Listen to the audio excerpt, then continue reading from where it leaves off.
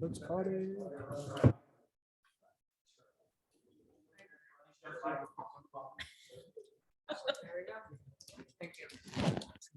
All right.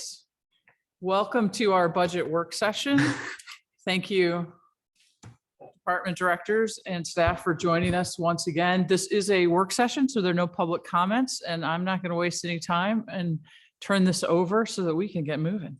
Let's do it. Thank you, ma'am.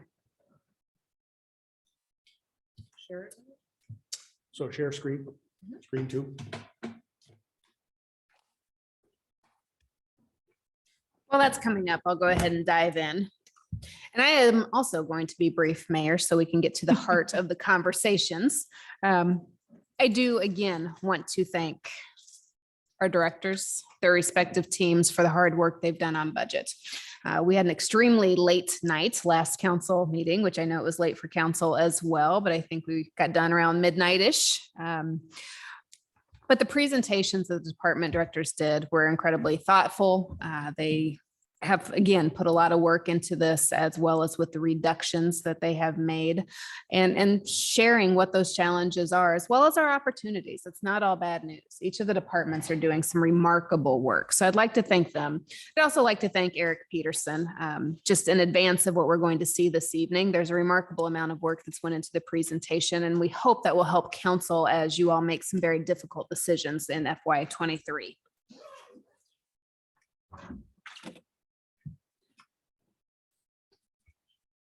One more. So this evening, we're going to have some review. We're going to discuss scenarios. Last meeting, council asked us to bring back many scenarios regarding compensation, healthcare, deficit reduction plan, and early exit. The early exit information, council, you received in closed session just because it dealt with specific staff, salary, and other protected information. But we included it on there because we certainly want our public that's watching to know that we have brought back everything that council requested. We're also going to discuss the rest of the budget process, department review and amendments, and then have some other review and amendments. And I won't read those to you, but that's the order that they'll be presented in. So I spent quite a bit of time. You're fine. Did you go forward? Oh, you did. Thank you. So what this slide shows are really the bottom lines for the all funds and the general fund budget. The general fund, of course, remains the primary fund of concern. But what I want to point out in the all funds, in red, if you will, is that the 2023 proposed budget is about $5 million less than the 2022 budget. We worked very hard to get that budget lean, if you will. So again, even while with doing that, we are still upside down in the budget, as you can see. The general fund, what I wanted to point out there is if you look at the 2023 proposed, it's about $100,000 less than the 2022 budget in terms of the expenditures. We're really proud of that. And again, I know the general public looking at that may say $100,000, that's not that big of a deal. For me, it really is when we consider that we have the city healthcare costs that have went up 7%, when we consider that that proposal is a 2% COLA for non-labor negotiating staff, and when it includes bringing up those identified staff from the class and comp study that were below minimums, bringing them up. We've really done a lot of staff value, if you will, and have still come in $100,000 less. So I wanted to point that out as well. Eric, you can go to the next slide. As I shared last time, each of these had an individual slide, just like individual budgets. The city has a lot of pressures on our budget. Compensation, we're going to talk a lot about that this evening, but just as a recap, Comp and Class showed that we are underpaying several areas. Some of that is heightened by the Great Resignation that many organizations are facing right now. And it is an employees market, which in many ways is a wonderful thing to see. But the city, like other organizations, has had a very difficult time in both recruiting and retaining, and that's particularly within our skilled and labor positions. Fire and police labor agreements, those are just unknowns as we negotiate those and don't know what the cost will be coming in. So as you consider this year's budget and the structural deficit, please keep in mind that fire and police costs are not included. And so when we do reach those agreements, those funds will most likely have to come out of the fund balance, unless we set aside some costs this year, which would call for additional reductions. Employee healthcare costs, we spent quite a bit of time talking about that as well. And again, the city experienced a 7% increase in healthcare costs, as did individuals, except for those single coverage employees. But all other categories also experienced a 7% increase to those individual payers. We talked a lot about East Central Dispatch Center. Won't cover much of that tonight, but as you know, those costs have increased since we have joined the consortium. We don't have a lot of opportunities to influence those costs, but as council directed, I am looking at other opportunities. COVID-19. That one doesn't need much explanation. We know that COVID-19, as well as a personal toll, has taken a toll on all of our budgets. And while we don't know exactly when that will end for the foreseeable future, next few budget cycles, we don't anticipate revenues rebounding to where they were pre-COVID. So this chart, we also spent quite a bit of time on, but as we talk about staffing this evening, what I think is really critical to share here is that the city has had stable staffing levels for the past 10 years. That top line is all of our staff, including part-time. And where you see those higher fluctuations, it's really attributed to our part-time staffers within Parks and Recreation to run our summer programs, that sort of thing. That bottom line is our full-time staff, and it is incredibly stable and has been. And so when we talk about our structural deficit, and again, 77% of our general fund goes to personnel cost, we don't have a lot of places to influence. So as difficult as the conversation is, when we talk about reduction in budget targets, a lot of that unfortunately is around our workforce. So we'll talk more about that this evening. With that, Mr. Peterson. Great. Compensation scenarios. So we're going to be bouncing between slides and some files, Jenny. So I'll give you a cue where we need to go. Our first file, you can pull it over onto 2 would be the compensation scenario. It's an Excel file down the bottom. You should see it. If you click on an Excel down on the bottom. But anyways, councilperson shared initial support for implementing the pay grade system, which Comp and Class had recommended moving to 17 pay grades. 8 of those compensation scenarios are going to be presented tonight. And so there they come, and you can just expand that, Jenny, if you could. Council members, you have this in front of you. It's this big fancy 11 by 17 spreadsheet. And then for those at home in the public are riveted to our budget conversations, webstergrovesmo.gov/budget. All these documents are posted for public transparency as well. So our compensation, again, is built, if you look at the, first of all, this whole document is meant to give you a change to budget. So not change to current. So that's a very important thing to understand. So this is, the numbers I'm going to use are not from where we are in FY22 going into 23, but rather from where the manager has proposed and it was already in the budget. So the first 2 lines, you sort of see them in that gold, actually 3 lines there. It says budget to the left. That is what is in the budget. Putting folks in the new pay grades, moving staff to the new minimums, a 2% COLA for all those that aren't otherwise affected by what we call the minimums or the pay grade change. Going to go left to right so you know what this chart shows you. First of all, that first green column is how many employees are increased to the new minimum. In this case, 29. I'm going to explain why you see that number different in a few minutes in some other scenarios. How many employees are increased by the scenario, i.e. the COLA is 45. There are no employees not increased in this that are subject to this scenario. Again, fire and police unionized or potentially unionized efforts are not included as they're subject to collective bargaining. This first red column is the annual salary increase. So for the budget, there are 2 different numbers and together they total $230,000. So that is the salary cost of what we have proposed in the budget. The fringe benefit change is the next line. That's your pension, your FICA, your Medicare, those other items. And then included here in the next one is the pension cost change. So the loggers pension that we are members of. That is the total cost in the next column. That does not include an employee's medical plan because every employee gets to select a different medical plan. So we can't go in and say, for each of these 45, what they're going to pick, there's an open enrollment. So this is never going to be an accurate, this is exactly what it's going to cost because there's some freedom of choice on the employee's part. The total cost line, some of these are actual reductions, but I put them all in positives so that you could see what it would actually cost, what it's costing the budget when we look back at current. So if you want to look at what it's costing versus where this budget year we're in now, use this last red column, total cost. The change to budget represents what we would need to change in the budget if you picked a scenario. If you pick scenario 5, what is that going to cost you? Meaning, what do we need to add to the budget to make that happen? My favorite line is the effect column, which indicates how many people are getting what kind of increases. So again, the pay grades are implemented with what the budget has done. 29 positions receive increases from 2.99% to 25.32%. And I'll explain that because I saw some eyes squint. And then 45 positions receive a 2% increase. I'm going to switch, and you all have this chart, and folks at home, I want you to see it as well. Comp and class, the study recommended that we, Jenny, can you zoom in a little bit, control and rollerball in?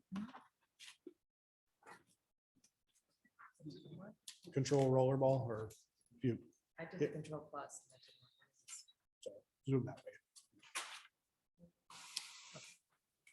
As Jenny pulls that up for everyone at home and for the council that you see there, thank you, Jenny. So these are the actual 32 people that are under minimums, under the comp and class recommendations that you see.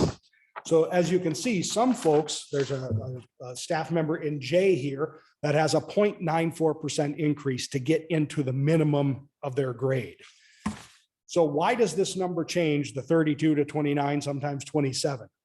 If you're going to give a 2% COLA, and let's just take that 2% line, go straight across right there. I'm sorry, I'm moving pretty jerky, but you can see that person, this person, and that person would receive an under 2% increase. So they are moved then from the minimum category into the COLA so that they get the 2%. So there's really 5 positions in the minimums that we are dealing with tonight across these scenarios. These 3 that are under 2% under the budget. So in the budget, they get a 2% increase, not the smaller increase. If the city were to decide a 3% increase, this 2.99 would become a 3% increase. And if the city decided a 5% increase or some number greater than 3, this 3.34% would become obviously whatever the COLA is. As we scroll up, you can see there are obviously a good chunk, and as you see in this area right here, these are your laborers positions and a lot of our skilled labor near the lower pay grades, not at minimums of the market. But then also you see a couple positions here across the entire breadth of the pay grades that are well below market, and it shows some of the areas of our real concern. So this is just a way to visualize. And again, whatever number we set the COLA at, let's just say out of the bounds of generosity, we said we're giving a 10% COLA. There'd be a lot of people underneath that line that would get a 10% rather than the minimum that the system would call for. Does that make sense? So we have 32 employees under the minimum, but 3 of those employees require less than a 2% to get to the minimum. Yes, that is correct. Yes, under the budget, if 2% is the number that we're looking for a COLA.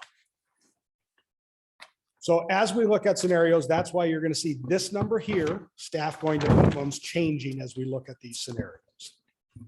So again, I won't read everything in this chart to you, but again, I want to highlight a scenario number, what we've sort of titled the description, and then this column, the effect.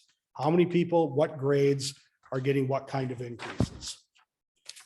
So scenario 1 is actually would be a savings scenario where we would not give a COLA to non-unionized staff.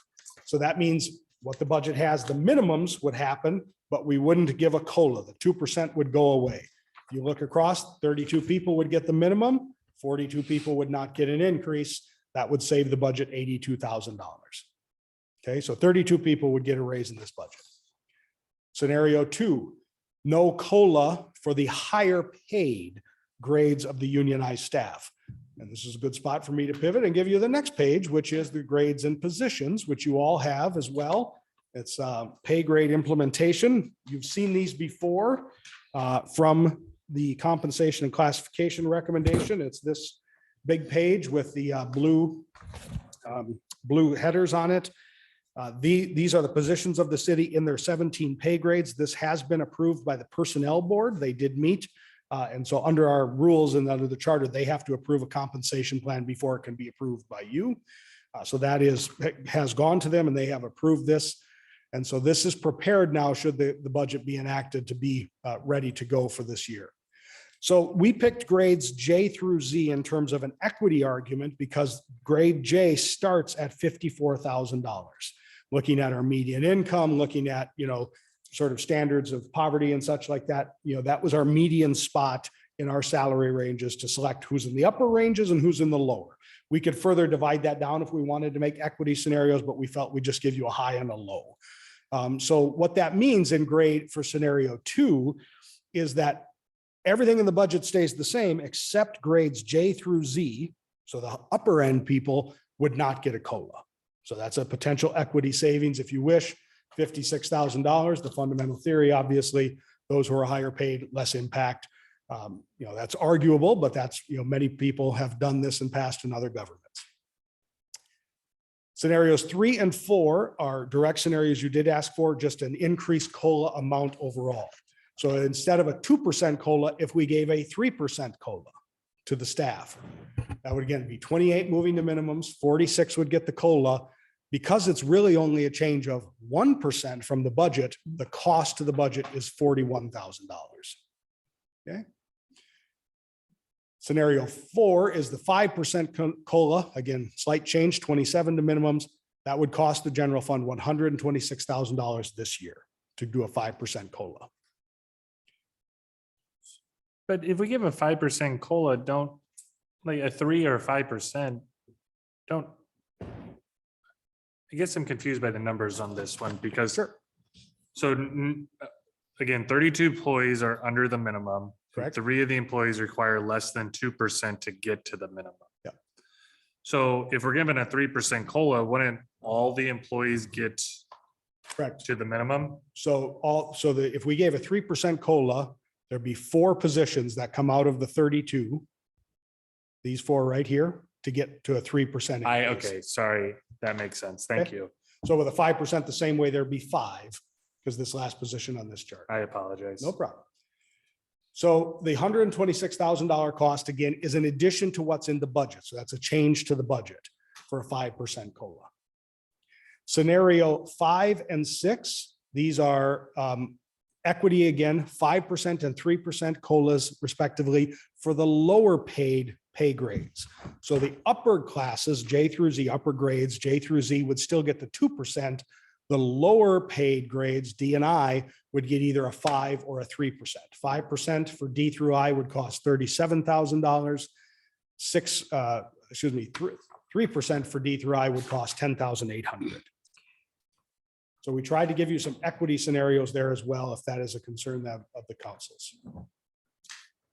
Scenarios 7 and 8 are very similar to others, but they do make a wholesale change to the budget in that they give scenario 7 gives a 5% COLA to the lower grades, D through I, but then no COLA for the upper grades, J through Z.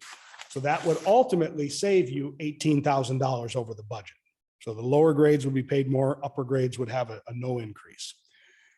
Grade 8 is the same, except with a 3% increase for grades D through I, give you a $24,000 savings to the general fund, to the budget, I should say.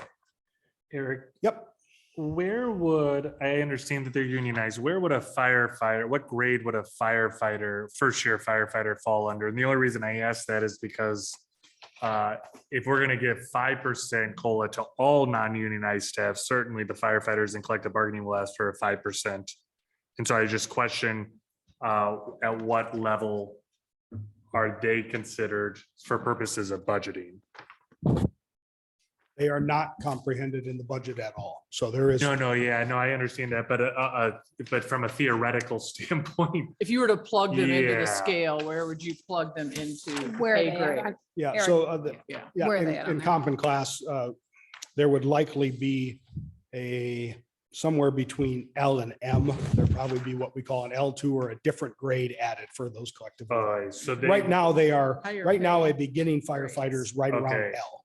so- that helps because, so in other words, if we decide to give a COLA increase for grades D through I, it's unlikely in the event that they were ununionized firefighters would fall in that group. That's correct. All And the same would go with police as well. Okay. None of our police and fire starting positions are in the lower grades. Gotcha. If Thank they you. were in this system, so.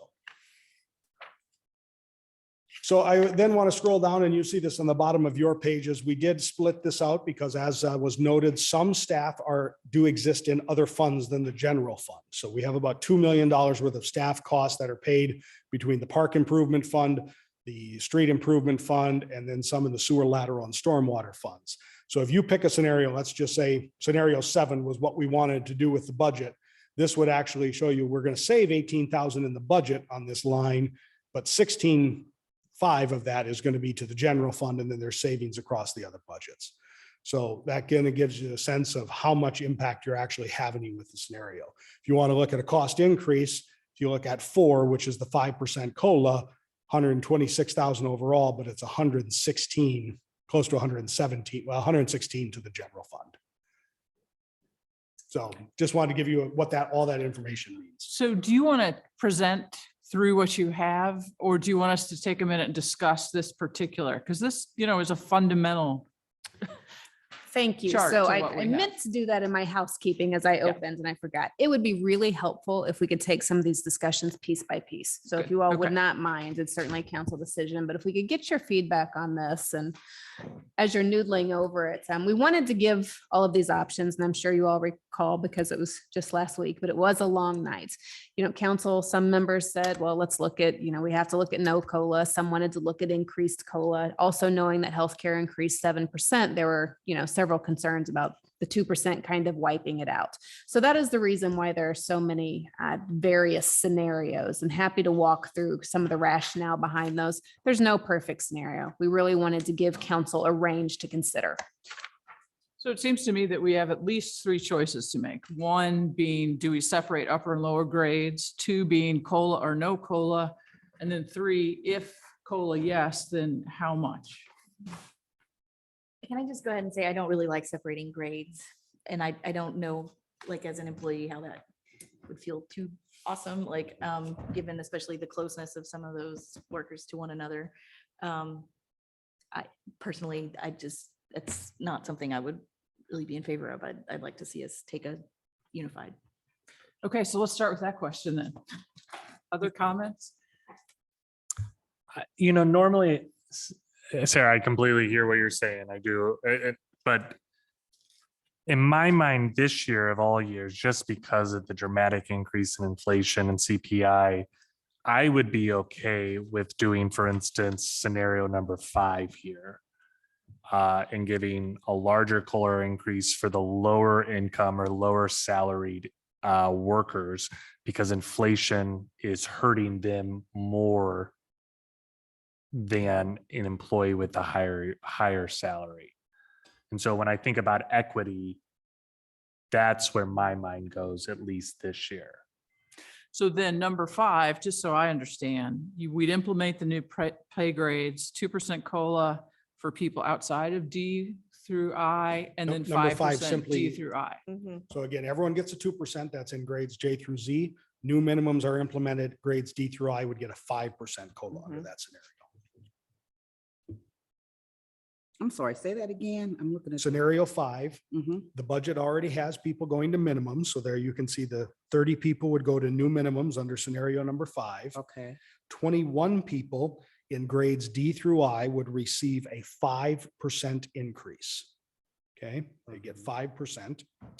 And then 23 people in grades J through Z would receive a 2% increase. So if we didn't split up,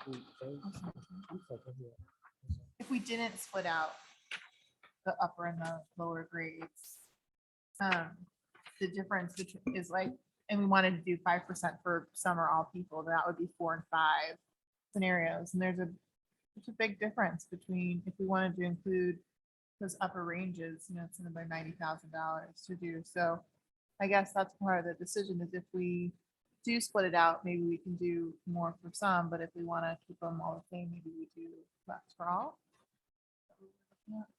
I think that's some of the options that we have. Yeah. Well, so it sounds I to mean, me.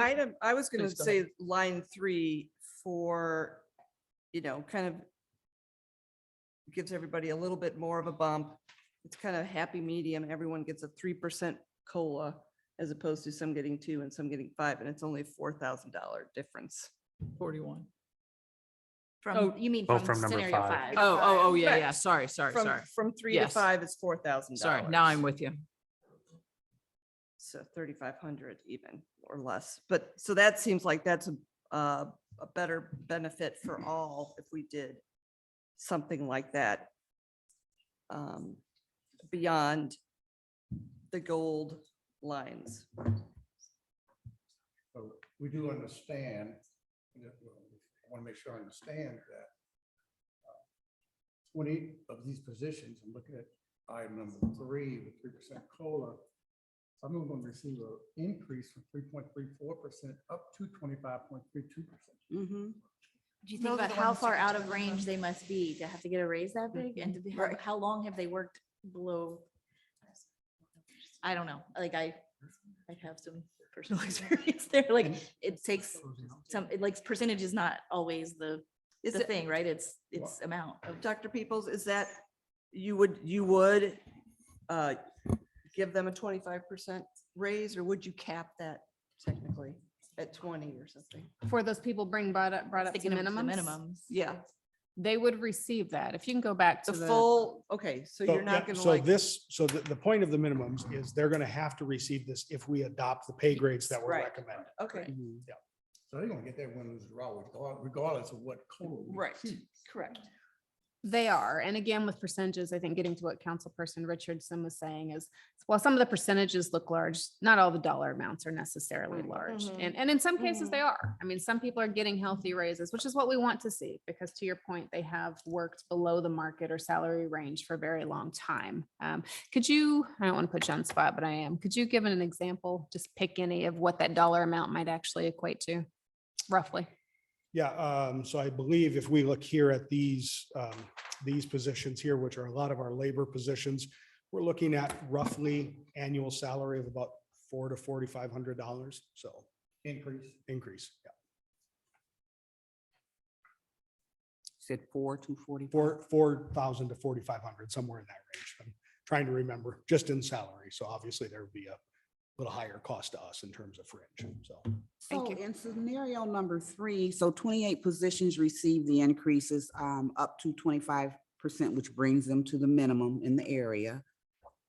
But then they don't, I'm confused about how the COLA works in there. The COLA is not in that. The other 46% right. So that there, receive the 3% increase in the COLA would not be included in this 28 that gets the adjustments to That's the correct. minimum. the total universe, not including fire and police, is 77 positions or employees. Mhm. Of that, only 32, the ones on this chart that we've showed you, have to get to a new minimum in the range system, meaning that I'm in a perfect example. My salary right now, if we implement the comp and class recommendations, is within the range that that recommendation sets. So I don't have to get to a new minimum. So therefore, those employees that are within the range that the recommendation would come to would get a COLA, cost of Mhm. living increase. So it's either or. It's either or, exactly. So we didn't take into consideration giving that 2% to, Top of on the- top of The minimum? the minimum. No, we did not. We did. With the comp in class, was there anything in that about out years? Like, is there a standard, the steps go up every year, or we look at it every, so is there any escalation built into comp in class? Not in terms of the new pay grades that you have on the sheet, because the pay grades are built to last, if you will. There's quite a bit of range in between each of them. What comp and class indicated is that we needed to try to keep, not necessarily up with CPI, because people can't do that, but they indicated COLA each of the years to look at this. They also said in most cities do a new comp and class survey every 3 to 5 years to make sure those job classifications haven't migrated. And that is something we'll certainly be recommending in those out years, that we are looking at new comp and class studies. I'm looking at scenario number 1, that's just bringing everybody up to the minimum. That's correct. Scenario number 1 actually just brings everyone up to minimum. No one gets a COLA. So it'd be just those 32 people brought to the new minimums recommended by the study.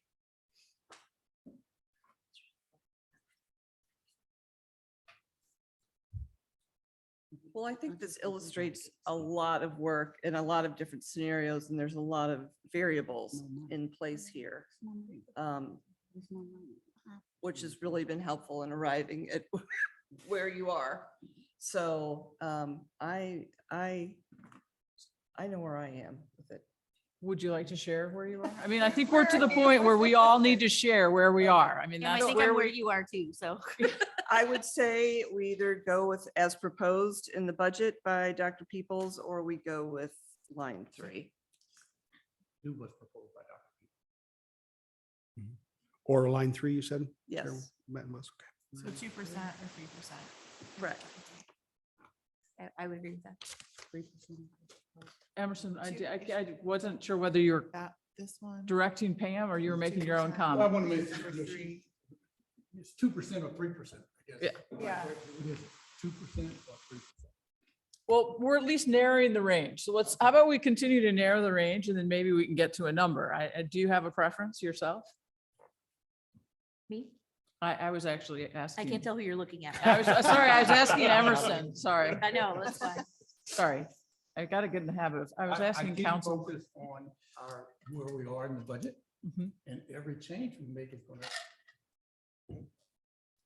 affect the budget. Either it's gonna put us deeper into deficit, or it's going to, make us a little bit better to resolve the deficit.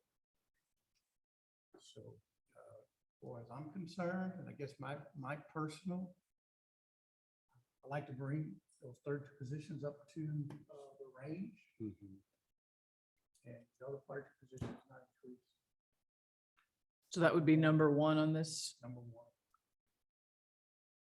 Number Okay. 1, so no COLA you're advocating for? All right. I mean, I'm just saying. I understand what you're saying. Yeah, just making sure I heard you correctly. I'm sorry, Emerson. And I do realize, going back to your comment, David, that, it is a tough time in the consumers and for our employees as well. But it's difficult to give what we don't have. I think in the past, I think even last budget year, we gave a COLA and we didn't have it. And we probably have done that for a period of years, maybe about 10 to 12. And we just have to correct that process. If we give it when we have it, but if we don't, we just don't. I think Okay, it'll Sarah, affect- now I'm asking. you. I think it will affect retention, and I think it's important to keep the good people that we have. And I think it'll cost us more in the long run if we lose people because we're not keeping up the cost of living. I'm in favor of 3%, but I would settle for 2. All right, David, you want to? I mean, my choice would be scenario number 5, where we give a 5% COLA for all 9 unionized staff in grades D through I and a 2% for everyone else. And the reason for that is I am concerned about the collective bargaining agreements with the cops and the fire. I think as soon as you give 3% for everyone, they're going to demand at least 3%, probably bargain for more. So if we can keep everyone, including fire and police officers, which are higher than a class I at 2%, they're starting at 2%, and we're less likely to see a 4 or 5% request from police and fire. So I guess my second choice would be keep it as budgeted currently, where implement everyone into the new pay grades and 2% COLA increase for everyone then.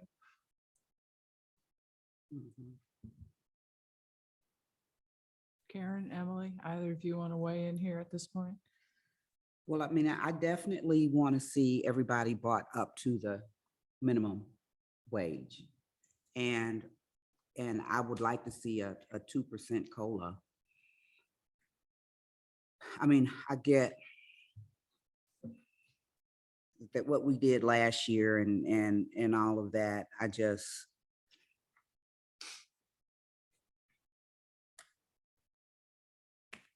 mean, it's something. But we definitely need to bring people up to the minimums.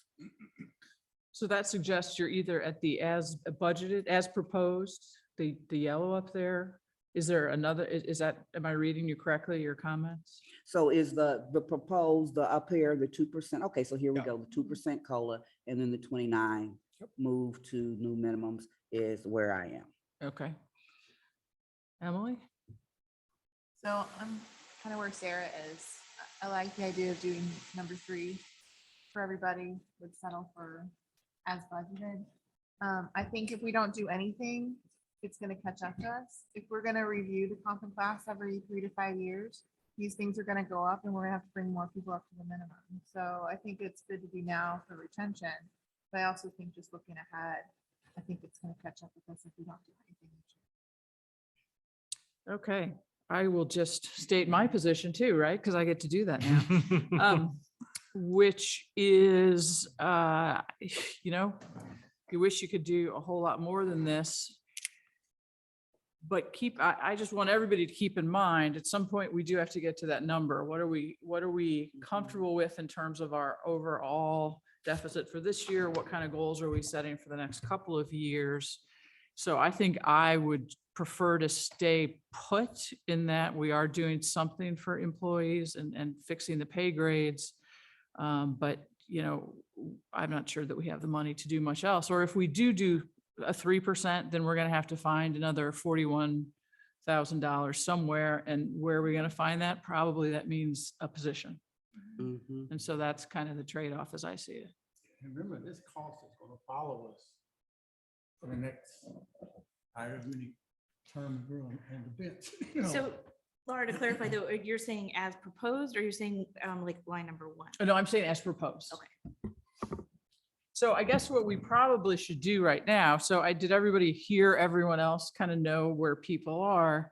So the way this sits at the moment, what we have in front of us is as is. And if someone feels strongly about changing it, they can offer an amendment that we will then discuss and vote on.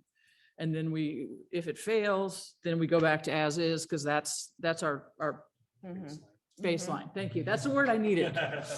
So we're gonna implement the new pay grades. And we're gonna also give them a 2%. Budget, so 303,000. That's already built in the budget. Yeah. So everything in that yellow line is in the budget. Again, as the mayor said, compensation's on the schedule for next Tuesday night. So if someone wanted to do scenario 3, I think I heard a lot of, they would offer that amendment, gets 4 votes, the budget's amended so, and we would move forward with a 3% COLA. Or otherwise. So It sounds like everyone, correct me if I'm wrong, everyone can at least agree on as budgeted. As kind of, currently budgeted. well, except Emerson. Emerson would prefer. So he's outvoted. It's I'm just that just I'm kidding with just you. looking at the reality. Yeah, no, I I understand. want to make sure that we're not making any type of emotional decision. I feel sorry for our staff as well, but I'm just saying we have to look at the deficit. It's real.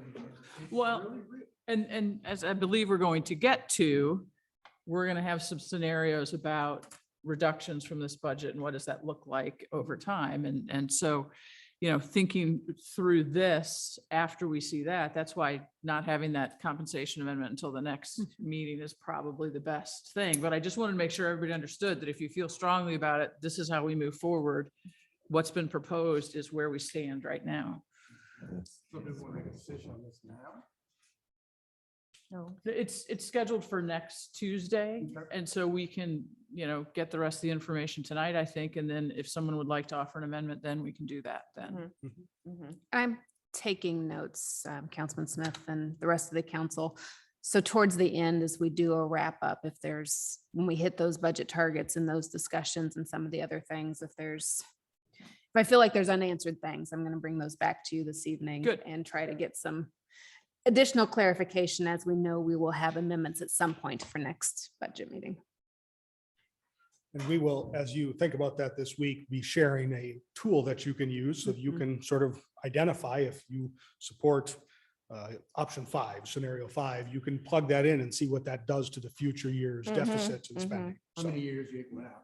I went out 5 years. So. All right, so we are going to move to healthcare, some scenarios you brought up. So could you go to the Excel file that's healthcare? Yours and just drag it on the screen too.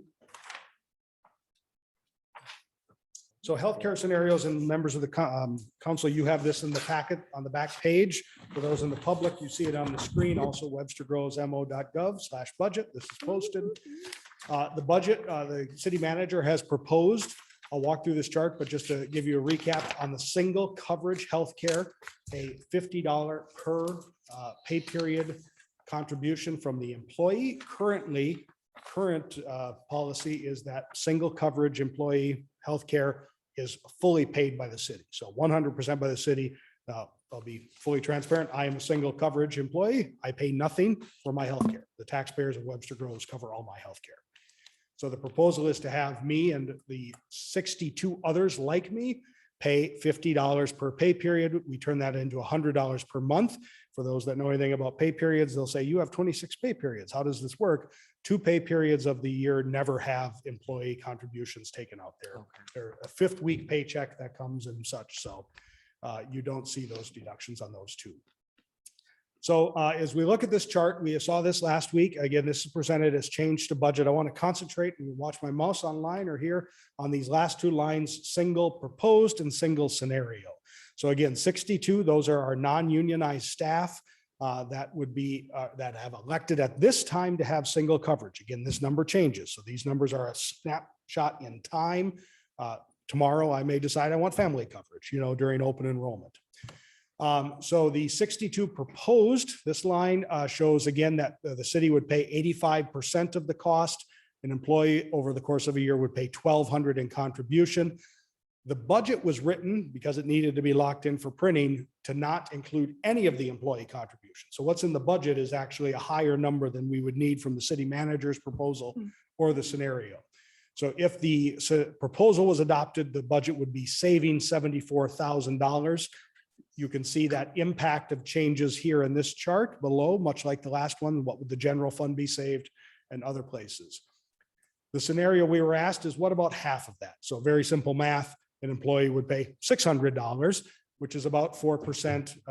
So we would, the city would be, somewhat well over 90% of the cost of the employee healthcare, 92.59. $37,200 in change would be the change of the budget, of savings. Cost by fund, so you can see this I wanted to provide for you, regardless of what you do right now in the budget, because the budget again doesn't bring you a employee contribution.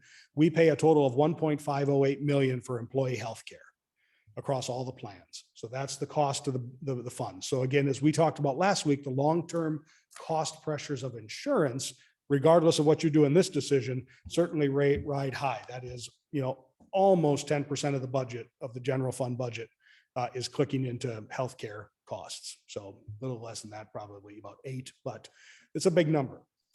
The impact of changes to funds again, so you can see 57.25 people out of those 62 are in the single coverage. If you took the proposed, it would save the general fund $68,700, the scenario $34,350. You can read the rest. Wanted to explain that and really engage in conversation. Again, either way, proposal or scenario, unless we decide to not include any employee contribution, we'll need an amendment, to amount for those savings to the budget, simply because of timeline and the ability to get things printed. So we'll have an amendment next week, but we would love guidance this week on what you're thinking. And so we can have that conversation like we just had. So actually, in mayor and council, this is one, unfortunately, that we do need to decide this evening, or fortunately, actually, because open enrollment is coming up. And while this has been discussed with employees through several mediums, as they select and make their open enrollment elections, they do need to know what type of contribution they would be making. So this is an area, if we could, that I would like to have direction this evening. So, I'm sorry, I always go first. just 'cause So we expected. It used to be me, so go ahead. I'm just so excited to talk and I love to hear myself talk. So that's why I ran for office. I'll open a candy bar while you work. Yeah, right. No, but so I'm okay in this one on the keep the proposed, frankly, because I'm looking at this attempting to use my equity lens. And, if you look at how the share that we are requiring a family to pay, it's roughly 25% of their healthcare costs right now. Whereas a single individual, and mind you, I think that it's important to recognize these single individuals aren't necessarily young 18 to 25-year-olds who aren't using healthcare. These are single people like myself who's mid-age and using healthcare. We are only would be requesting them under this to pay 15%, so 10% less than a family. And so it seems to me it's reasonable, especially given the cost of healthcare and the increases. It's reasonable to, To make them to require $100 a month contribution from the employee. I agree. I think it's reasonable, but I know it's unpopular. And I think the sort of compromise scenario makes sense to do $50 per month as a way to enter into that world. I'm gonna, Hard part of that is if they had to go out on an exchange and look at what it would cost to pay, you know, and again, we are trying to figure out where we can save and add and what have you. And it's still a generous amount to pay $100 a month.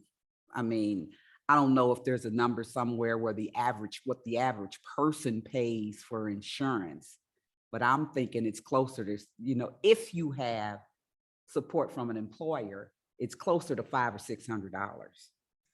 You know, so I mean, I know that it's a jolt. It's hard because of you know, they're going from 0 to something, but what was the $25 that we were talking about earlier? $25. that's the That's the second That scenario. That's second Okay. scenario. Those is what's in the budget and the single Mhm. scenario So- is $25. Yeah, we represent, we showed $50 per month. That's $25 per pay period. Okay. Generally, most months have 2 pay periods. So the single proposed 62, single proposed is then $50 pay period. That's correct. Okay. Yeah. I don't have a problem with that. It's tough. I mean, we can say that this is comparable to our neighbors, right? Like, that we Yeah, we kind of looked at know, this. like, Thank you, Councilwoman. So to a large degree, so at the last council meeting, council asked me, what are other cities doing? So I did poll other city managers, and of course, you know, there was not 100% response, but we did receive responses from quite a few city managers, and we don't have it to display. But in our neighboring areas, it is not uncommon for single coverage individuals to pay, and it ranged anywhere from a 20% to 80% split. You know, employees covered 20%, the city would cover 80%. We saw some 15%, 85% splits, and then we saw some just payroll amounts without knowing what those percents were. So some cities, single coverage employees contributed $39 per paycheck. And I do recognize, I shared this last time and I want to share it again. And to your point, Councilwoman Richardson, I'm sure this is wildly unpopular and I get that. It is another hit to the paycheck. I get it. It's not something that I wanted to recommend, but I have to. The 7% increase, the fact that we know that healthcare has increased drastically over several years. Last year was a 5% increase. And to Councilman Franklin's point, it's not equitable across the other categories for employees. And so I think putting on the equity lens is incredibly important. But I think it's just important how we move forward as well. And to Councilwoman Alexander's point, to go out on the exchange, it would be several $100s a month. So this is still a really good benefit to employees, even regardless if it's the $50 mark or the $100 mark, it is still a very good benefit. And as we shared last time, we will be going out for bid for healthcare coverage. We hope that we can influence this area and have it cheaper for all employees. So hopefully in the next budget year, we'll be having a very different conversation. With, when we look at the budgeted scenario that we just looked at, the grades, 29 positions receive increases ranging from 2.99 to 25.32%. Do we know how many of those positions are included in this number of 62? We do. we do, I'd have to go back and look and Okay, grab that sheet. and I'm, so I'm just yeah. trying to I think I think for it's. that, for some yeah. people, there'll be a little cushion there, because you're getting, up to, Certainly, you're yes. definitely, yes. maybe the offset may definitely pay for. Right. Let me just pull this down real quick and see. Let's go back to this slide. We created some, oops, sorry, where am I at here? Generic pay stubs that I want to show you. So I'll just give you a quick sense. So this is I'll just take a grade E employee, which is an employee who makes 41,000 to 58,000. So this is a generic pay stub for them. This is their current year. So FY 22, about $1,169 a paycheck. This is with the cost of the healthcare that we have proposed. And then we gave scenario 5 as a potential. So it is going to hit the paycheck, in some way and reduce take home pay. Again, this does not account for any other deductions if they take vision or dental, those other kinds of things. And So of course, these are all pre-tax. this is all gross. No, excuse me. This is the net down here. So I haven't calculated their tax. So we're not deducting health benefits before tax, pre-tax? Yes, we are. So, Okay. yeah, so this would be a generic paycheck. So the Fed tax is calculated once you take away the health benefit and such like that, that would be deduction. So Okay. this is built just like a generic pay stub would be. So And this is bringing them, that's up to minimum. this is bringing them up to minimums. And so I think this employee and this example is not a new minimum. This is the 2% COLA. So, I can't see the numbers, they're too small. sorry. That net difference between those two paychecks is at $20. That is net negative $25. $25. Yeah.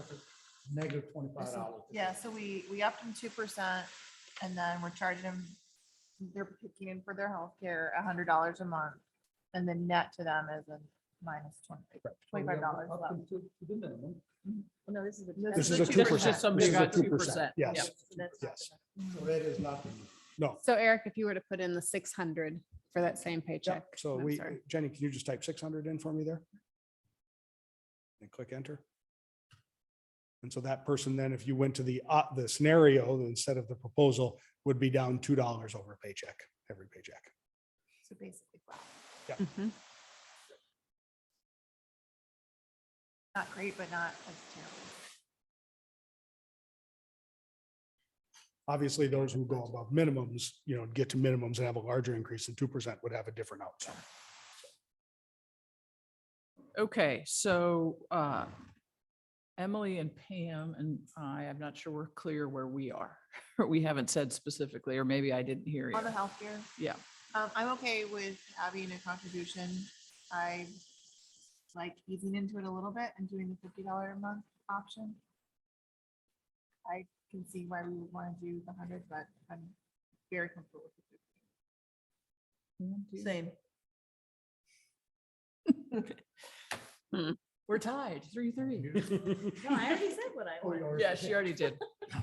So, yeah, I mean, ultimately, Marie, this is your decision. So we're going to do this. It's clearly people are in support of doing this. Okay. And frankly, I'm comfortable with either scenario. Thank you. I have what I need. I appreciate the discussion, council. So I will make that decision and we will notice employees and I will get back with you. Do our unionized employees contribute anything single currently? No, We'll be Just like- bargaining on that. So that's the fireman. Mhm. And then the policemen right now get the same thing as the rest of the employees. correct. But if we're only gonna, they had the bargaining power, right? So if we're only gonna make them pay $25 a paycheck for non-unionized, they're gonna somehow get that down to $10 or $15. Maybe. Yeah. It come down to, this is what we got. No, I agree with you. I understand what you're saying. I do. Pull blood out of turnip. And I do think it's important while we're negotiating with fire and police that we think about equity with our non-unionized staff. Absolutely. I Well- mean, because it's only a matter of time before we have 3 unions. And it is a point of contention. You read the comments from Balancing Act and there's several employees who are clearly making comments that non-uniform staff feel like they're treated. Like second-class citizens. I didn't even have to finish the sentence. I read them. And the CBAs I are can great. read We them. want to You know, protect our that's staff. We're our fire and police. We do. Yeah. Like I have no problem having a CBA. the only downside, well, I'm sure there are others that I've learned, but downside that I can see is it puts the squeeze on the non-unionized faculty, or not faculty, that's work. That's the day job. This is day job, staff. And so when we do need to make cuts, there's certain, groups that are untouchable for, for good reasons too. But that just puts more on those that don't have those protections. And so I think it's our job to look at it. But we are asking, or either demonstrating our equity position, trying to make every employee equitable and their benefits. And we can see just based on how many employees are under the water with their salary, it just has not been done over the years. Some was hired in low, some was hired in high. Why? Who knows? And I would say the same difference is that how they receive their annual increases. Some got more, some got less. And there was no structure behind it to say how they got it. But going in this direction, that structure will be in place for them to look forward to the future, saying, I will be treated equitable based on our policies.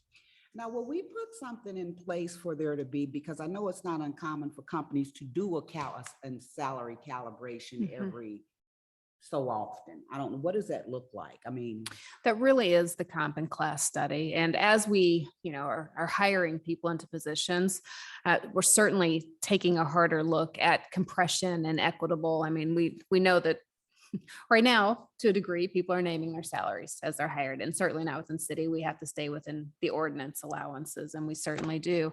But we want to make sure that the salaries that we are offering are in range with what other employees are making. But we'll also, to fix that, we will continue, if council grants budget in future years, to do the comp and class studies. And as the comp and class consultant shared, it doesn't have to be the full study. We had to do a full in-depth study this time because we hadn't had one. But we can recalibrate, do lighter studies, if you will, as we move forward so that we can make sure that we're staying there. I'm really, again, proud of the work and appreciative to council for, supporting us doing the comp and class. We knew that it would unveil some things. The difficulty in taking a magnifying glass to things is now we know. Mhm. We have the answers. Now it's trying to find out how do we get there during a very difficult time. And, as you all know, because I know each of you read the report and had the presentations, but this is a minimum fix, especially when we consider that we haven't done that deeper dive into gender and race.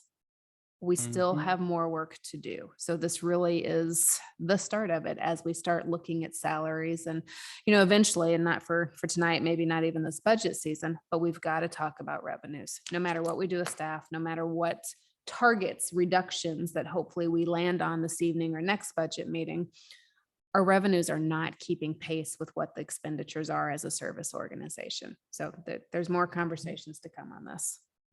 Yeah, I am looking forward to the revenue conversation. And I think it'll be good to share with the public too, to see Absolutely. where the money comes from and what we can and what we cannot affect. what they want to see and don't want to see And in the what we, city in terms of sources of revenue. Yeah, and so I'm going to suggest that right now, we're not having the revenue conversation because we're having the budget conversation. And I know it's a needed one, but I know, yes, we're all looking forward to it. But why don't we continue down this path? And Okay, next. I apologize, Karen, for interrupting. All right, so we are going to go, Jenny, if you can, deficit visuals is the file that you'll see if you can drag that to screen 2. So we want to talk about targets and reductions because they're overall, now this is a council decision, but ultimately we know we have a structural deficit. I'll explain what's on the screen because this is going to change. But we know we have a structural deficit. So what are we going to do to build a plan to solve that? That is, however long out. And whenever you're solving a deficit, there's a revenue issue that we can talk about, and we will talk in revenue. I'll just be upfront about revenue. We have very few tools in our own toolbox to be able to manage revenue. Very few. We certainly can, and we appreciate some. We'll be talking about some later tonight. But also in terms of spending, what do we anticipate? Are we making reductions in this budget? Certainly my recommendation is we need to, because otherwise the growth rate is going to eat all those revenues, and we'll continue having this conversation every budget year. And at what rate of growth are we going to allow the city budget to grow, namely the general fund year over year? So what you see on the screen right now in this orange is what is presented in the 5-year plan. This is our current budget, 19.37. with the average rate of growth of 3.5705 plugged in. So in 5 years, you can see our budget grows to $23 million. This red line is our actual revenues. So this is not the transfers. Remember, that's always something we have to add back in. So these are actual general fund revenues. You can see here's the bump this year with some better performing revenue coming out of COVID. And then we added the use tax in. And here you see why this increases rather than stays flat into next year, the second half of use tax. So we added another 250,000 in to get the full fiscal year impact of the use tax. So that does help us, and that brings lines closer together. The green line represents the public safety sales tax, which again in revenue we'll talk about, but that sales tax being added to the general fund every year. It's a transfer that we do. So we've continued to count it as a transfer here, and we'll present on that a little later. But either way, the point being is look at the green line, because this is our revenue sort of basis if you include the public safety sales tax. You can see the gap. What this yellow line right now represents is if we commit to no cuts, but also no growth. So that means every year. So as healthcare goes up, we're going to make a little bitty cut, to make sure to absorb that, right? So the budget stays at 19.37 million, just flat straight on out. It'll take about 48 years to close the revenue line and the expenditure line. We'll still be here. That doesn't seem fast enough. I'm going to tell you, I'm not going to be here to help celebrate that moment. So, so we've got a long time because those are relatively flat lines that will take forever to reach, right? To reach each other. So what this tool is, and you're all going to have it, because again, there's two things that we can implement. And that is, are we making reductions? And what rate of growth do we grow at? So let's just say, Jenny, if you could type in for me right there, $1 million. So let's say we're going to hit enter. If we cut $1 million, if you tell that we need to make reductions of $1 million, now you see a blue line. Look where our budget has gone at zero growth. Okay. Now, let's just say we match as a target rate our current rate of revenue growth, meaning we'll never grow our expenses more than our revenue. So type in 1.21, hit enter. Now the blue line, as you see, here is your expenses with that $1 million cut. If we make $1 million of cuts this year, that blue line grows at this rate, much closer to the green, but still ultimately a problematic area, right? So now this doesn't mean that it couldn't improve. Revenue could improve. We could have a better year, things start to turn around, but that also means we have revenue volatility, right? We have a problem with revenue is that we have volatility. Our expenses, it's like farming, the expenses are staying the same. The prices that we're getting for the product, the revenue are going up and down as we experience things. This deficit reduction target 2 was just to give you a side-by-side. So Jenny, could you type in 500,000 there? So this tool will be available to you. And so if we say we're gonna, one more zero, there you go, enter. If we are only gonna cut $500,000, this is what our expense line looks like. If we grow at 1.21%, much better still. But this allows us an opportunity as we talk about targets, where we want to get to, what kind of reductions, to see what we're going to see.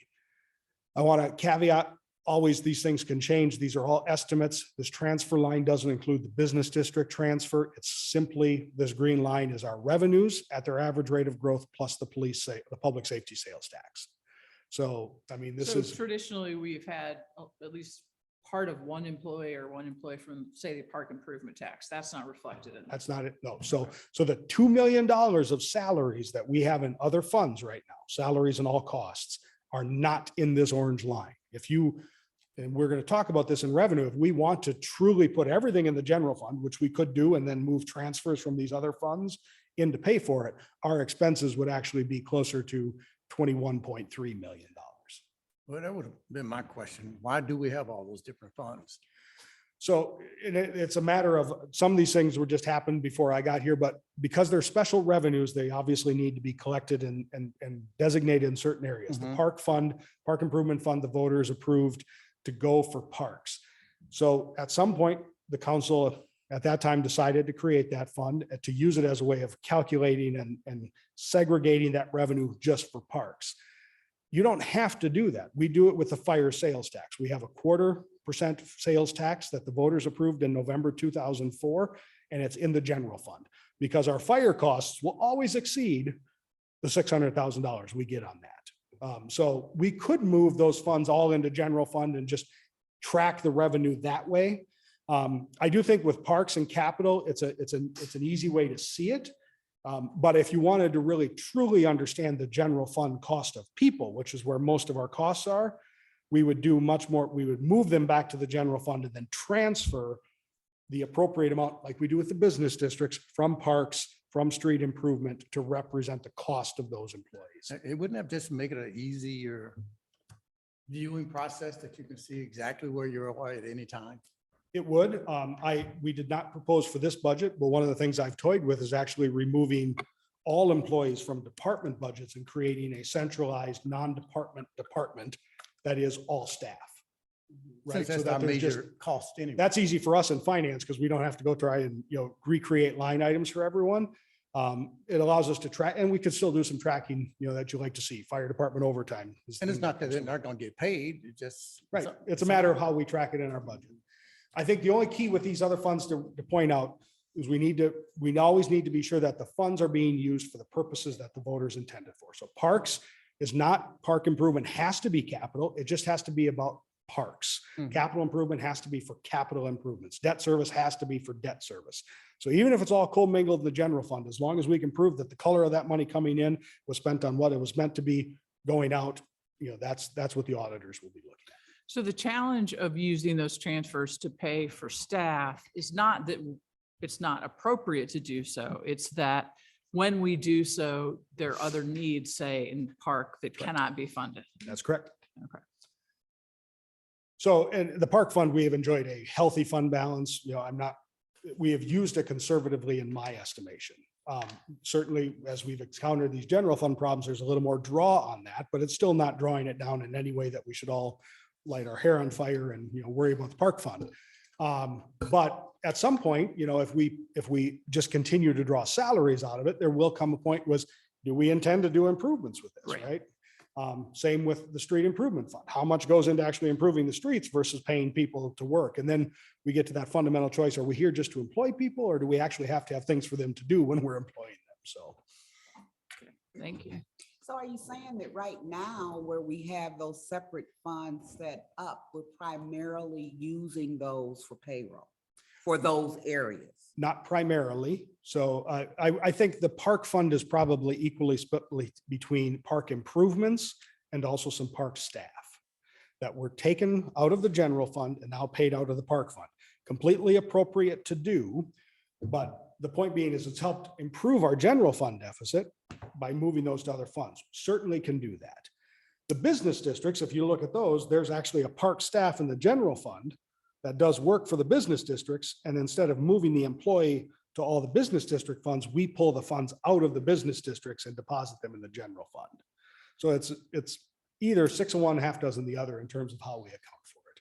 But so when you use the example of the sales tax that we voted Mhm. for the retirement, I think, in 04, 05, whatever it was. The fire sales tax? Uh-huh. So something like that, I mean, you want to keep that separate though, do you not? So that people could, for transparency, so people can really I see mean, that. for that case, we do. It's separate. It's a line item. You can see it in our budget. It's not a separate fund. It's ultimately, so again, I love what you just said because we have a lot of living histories about what that was meant for. Yeah. But from a policy perspective, whatever even the promises are made, whatever we think it's for, what was in the resolution that authorized it, right? Right. And it was actually for fire protection. So it can go to any fire protection cost. It's not for pensions, the 1 in 04. What you may be thinking of is the property tax for pensions in November of 17, Yeah. right? So, so we've got a lot of those funds, right? That is a dedicated pension fund that we hold the police and fire pension fund. So I guess I'm saying in general, when we do something where we agree to collect funds or revenues for a specific purpose, Right. we have been choosing to put those in separate funds Sometimes. sometimes Right. to track them so that we can see, or the public can see Correct.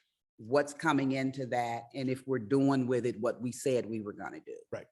Again, sometimes. So the public safety sales tax is the best example. You didn't decide. The county voted to take Prop P. We get some money from the county.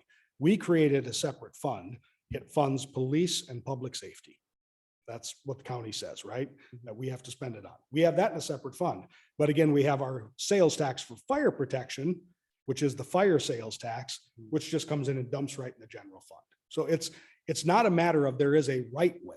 We have just had an inconsistent application of these different revenue streams.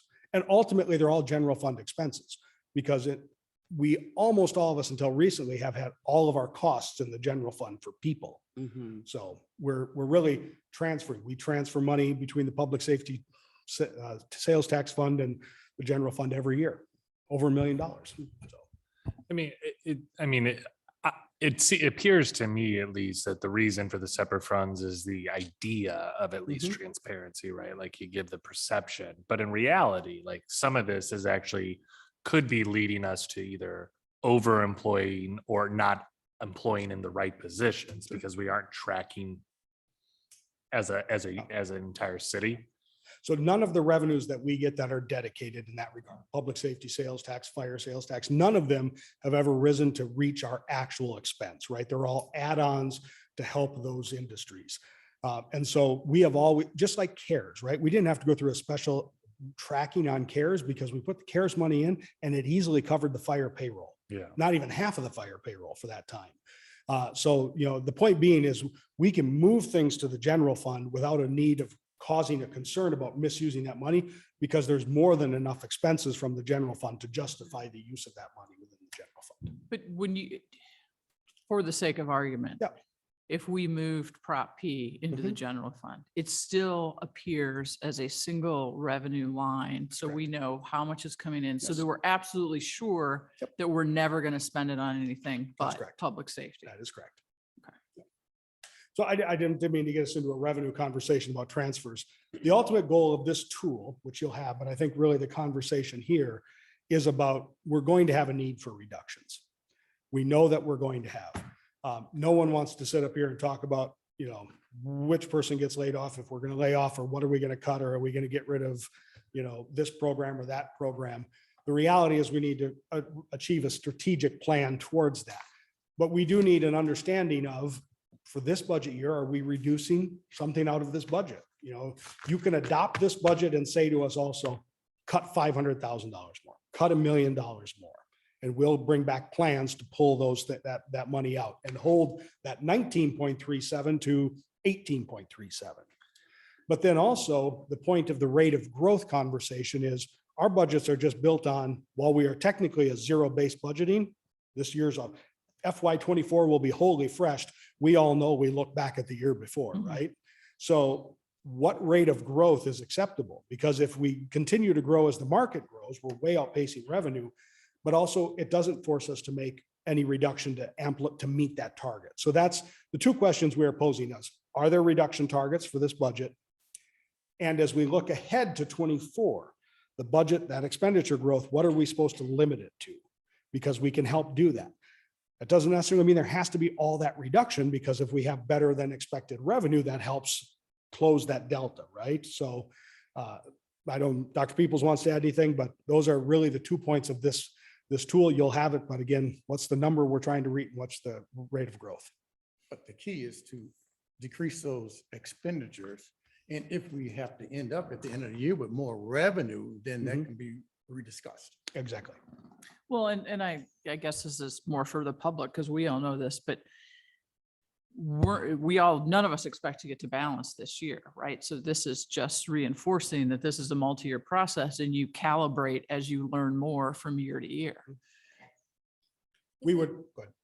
Is it also kind of prudent to look a little farther back when we look at rate of growth? Because we've had such a weird couple of years of COVID and to know if that trend line stays the same, Yep, I can just the optimistic. point you to that if you take a second, if you have your book with you and go to page 25.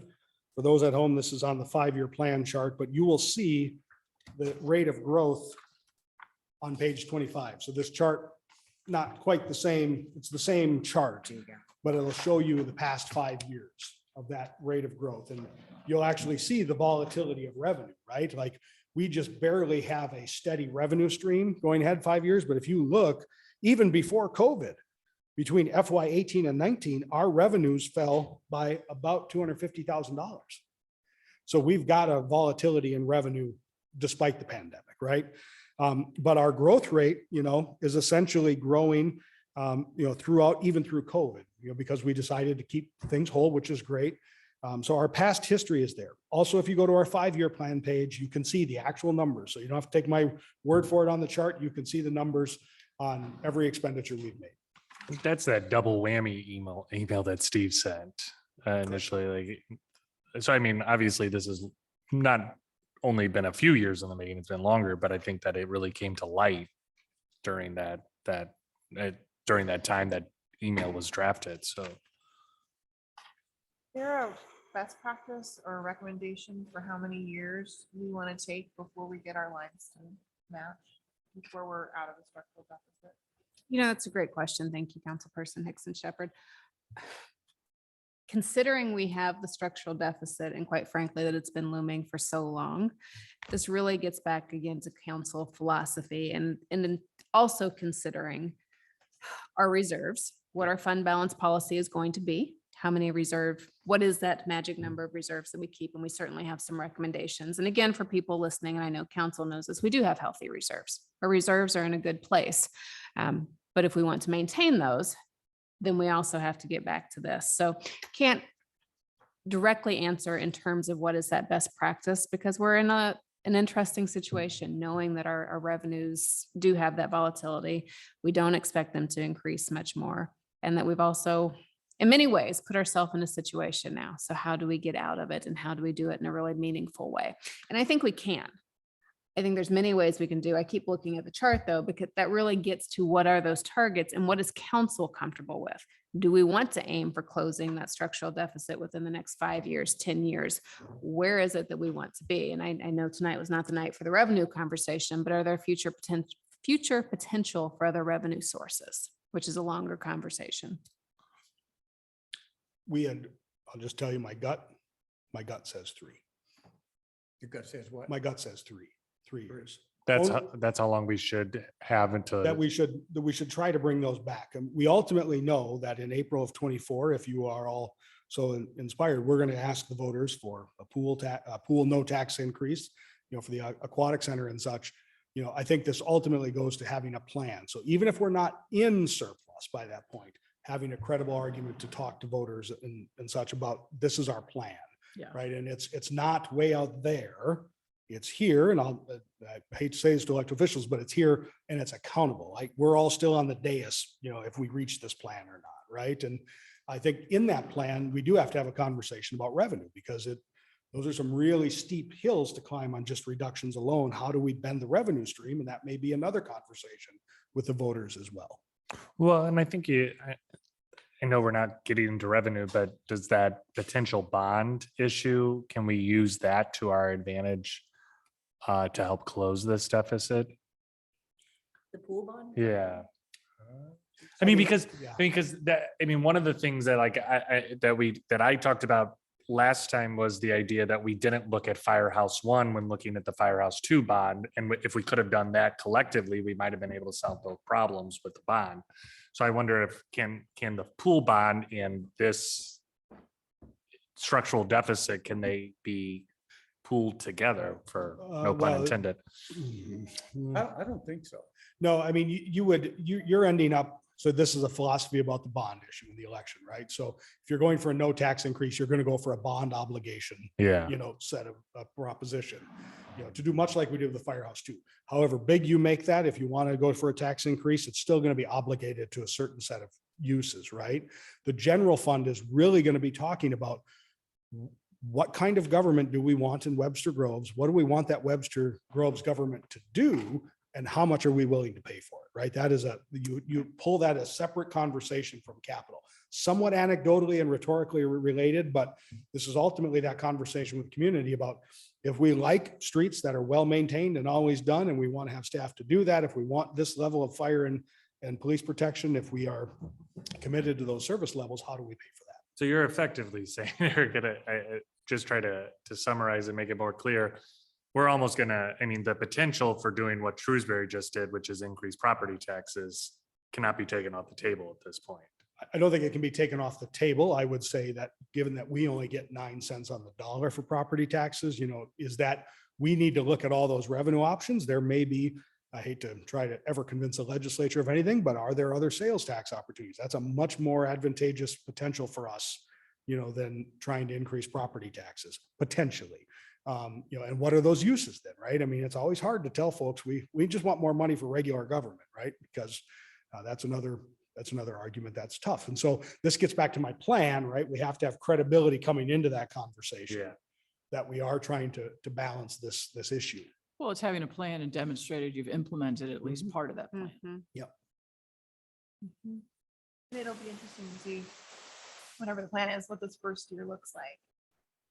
What costs can we, with the healthcare costs and fire and police services with ECDC and the use tax actually coming in, like what do we really look like when we're doing this conversation a year from now? Actually, probably need to look at this conversation where we're in 6 months from now, so we can see that we don't want to wait a year and make more decisions. So I say every 6 months at a minimum, that we look at where we're at on a budgetary basis.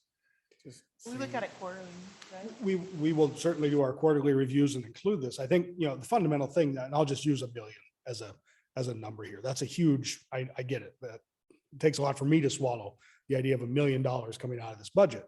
But look where that puts you next year when we do this budget. Still pretty far away. We're still far away. I mean, we're still $1 million off, but that's a heck of a lot better than, essentially 18 to 2.3. So you've got 2.3 million deficit. You're looking at, if we hold the line, no increase with no cuts, we're 2.3 million over the revenue next year. If we do the hard work this year, that's a much better spot to be starting next year and going forward. So I know they're big numbers and I know no one wants to really dive in on it, but it's the point of where we're at, because no matter how far out we go, those numbers just keep getting bigger to keep talking about and dealing with that pain. So in terms of thinking about, because let's be honest with everyone, this in an organization that is driven by staff in terms of costs and benefits, I don't want to make it sound like they're just costs on a spreadsheet, because they do great things for our community. If we're talking about closing that gap, we're talking about positions. Yes, we are. Is it from an organizational theory or organizational maintenance perspective? It's one thing to say, well, let's just rip the Band-Aid off and do as much as we possibly can. On the other hand, organizations have to adapt and we have to figure out how work gets done with fewer people. Is there an argument to be made to do some of it now and some of it next year in more similar chunks, I guess, is what I'm saying, as opposed to, I'm honestly asking the question, as managers, what does it look like to you in terms of thinking through this? Thank you for that question, Mayor.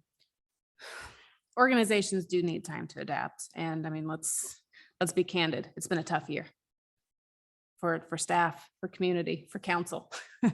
It's been a hard year. We're still adapting. We still have a lot of topics that we haven't put on the table. Council needs to do strategic planning. We need to talk about what does our diversity, equity, and inclusion efforts look like. We have a lot of things in front of us. So it is a little overwhelming to me as your manager and personally to talk about the work that we need to do and reducing staff. So yes, and all of these conversations, the planning, the work that's went into all of this, it has been done with that question in mind. How do we do this in a meaningful way, still get the work done and honor employees? And, when I first had this conversation and started, it may sound counterintuitive that we're also talking about increasing salaries because we've got to pay people. And we're also talking about reductions. It's what we have to do though. And those two things may not sound like they gel, but it all is all part of the same thing. I am not recommending, and I never have, that we pull the Band-Aid off and that we close the structural deficit in 1 year. I do think that we're going to have to yank pretty hard at that Band-Aid, however, because when we get to this time next year, quite frankly, we're in for another hard year. We're not going to spend this year adapting and soothing and smoothing. We're going to try, but there's a Okay. whole world of things out there. And so I do think any steps that we can bear to get us closer to where we need to be next year, as we're having the same conversation about COLA, raising other people up, all of those things, and the unforeseen that we don't know about. So, I know that's probably not a clear yes or no, but we do have to take some of these cuts probably a little deeper than I would like this year. But yes, we have a lot of work to do. It does need to be very, very strategic. Thank you. That is helpful. And when we're talking about reductions, that is also a reduction in services. And you can't necessarily do the same work that we have done with smaller workforce. Agreed. And And that, we probably have some efficiencies. yes, that we we do can have some do. efficiencies, especially now that we're bringing technology on board. We do have some efficiencies that we can So it'd be create. good to be clear about what that trade-off is with Mhm. services when the decisions are made. Yes. What does that mean for the city? Well, what does it mean for the city and how, council's going to get those phone calls as much as I get those phone calls, you are as well. And probably, public works and planning are going to get lots of those phone calls. All the departments will, but there is a trade-off to services. And, can we eat some of that trade-off? Can we redesign how we do? Can we revamp? There's also partnerships to talk about. What can we do in terms of other cities? Councilman Franklin, you've talked a lot about, consolidation efforts. Those are all on the table. They're just not solvable things overnight, but we have to be looking that way. And, quite frankly, I certainly can't speak for the other cities. I don't know how they're not looking in this direction either. And they most likely are, but we're all to a degree in the same boat in terms of declining revenues or volatile revenues, communities that still demand services as they should. We're here to serve community, and as we do this, we'll keep that at the forefront, but there is going to be a service delivery trade-off. So what was your hope in terms of our decision-making, where we get in decision-making on this particular It's set of questions? Thank you, Mayor. Really knowing what the comfort level is, knowing that we need those targets. In terms of, so Jenny, if you could delete out that deficit reduction number 2 target, just because it's hard for me to look at the 2 targets there. Really, the questions are, what do we want to look like with those 2 lines coming together? Are we looking at 5 years? Are we looking at 7 years? Are we looking at 3 years? Where is council comfortable at knowing that unforeseen things are going to come up? We know that they are. Looking at that $1 million that Eric had first plugged in for us, those lines get closer, but there's still some gaps. Both lines will stay there. So, Oh. because we built it to have 2 lines. Oh, to showing. the 2. Okay, Yeah, gotcha. So that blue line now represents no cuts, but There at we least go. Thank controlled you. rate of growth.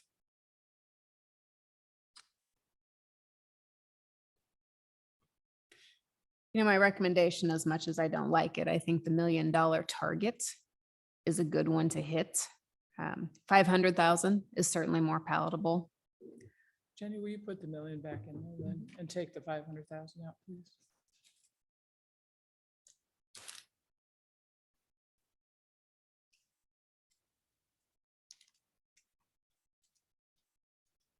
There we go. Thank you.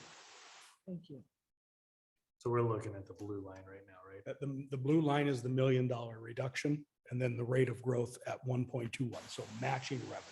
So administration's job would make sure that we'd have to make potentially some other cuts, right? I mean, even if $1 million, but if revenue only grows by 0.5%, holding them up. And have you identified areas that come close to that?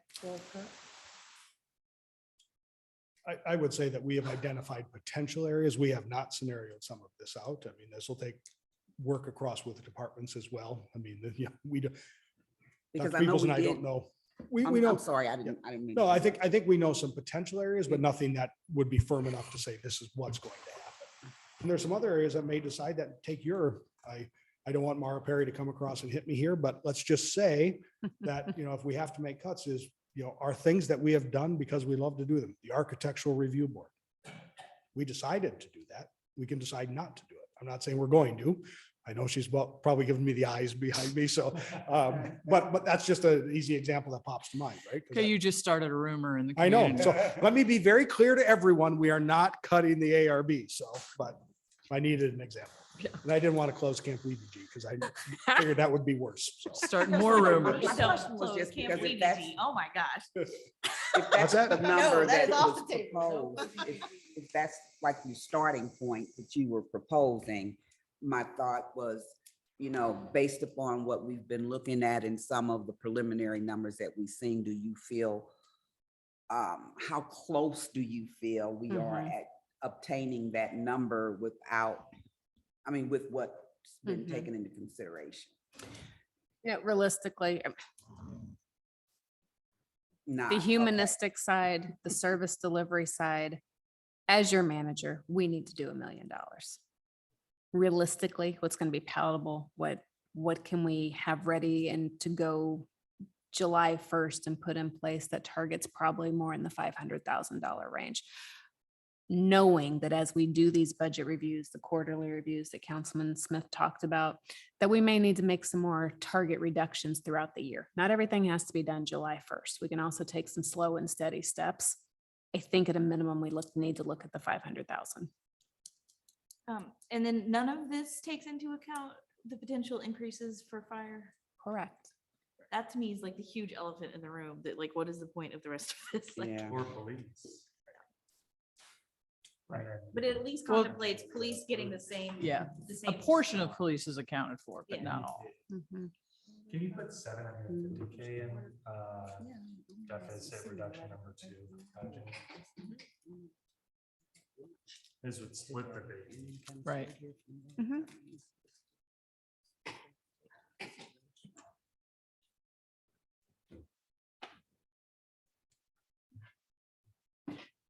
We can put any numbers we want to in there and it's never going to look good. I mean, that's the thing. And the key is, like Dr. Peoples mentioned, is making those incremental changes as we review every quarter, every 6 months to make those lines come closer and closer together. Yeah, and I appreciate that because it is daunting to think of this being done in 6 weeks. Oh, it is. It absolutely is. And Well, and so, I don't, sorry. no, please. So we got an amendment though, that like, there's more money in the park fund than we thought, right? So how much does that matter to us? Like when we're looking at reductions, are we weighing those against any increases that like may get adjusted? I wasn't sure exactly how that, like, whether to be excited about that or how excited to be about, So, or is that just a change in fund? so Like, is it- those two amendments we've re-estimated for capital improvement and park improvement. We'll talk about that later tonight. Won't affect this, but let's say we get more revenue, right? Because there could be, if sales tax is really coming back in a way and we could have an increase there.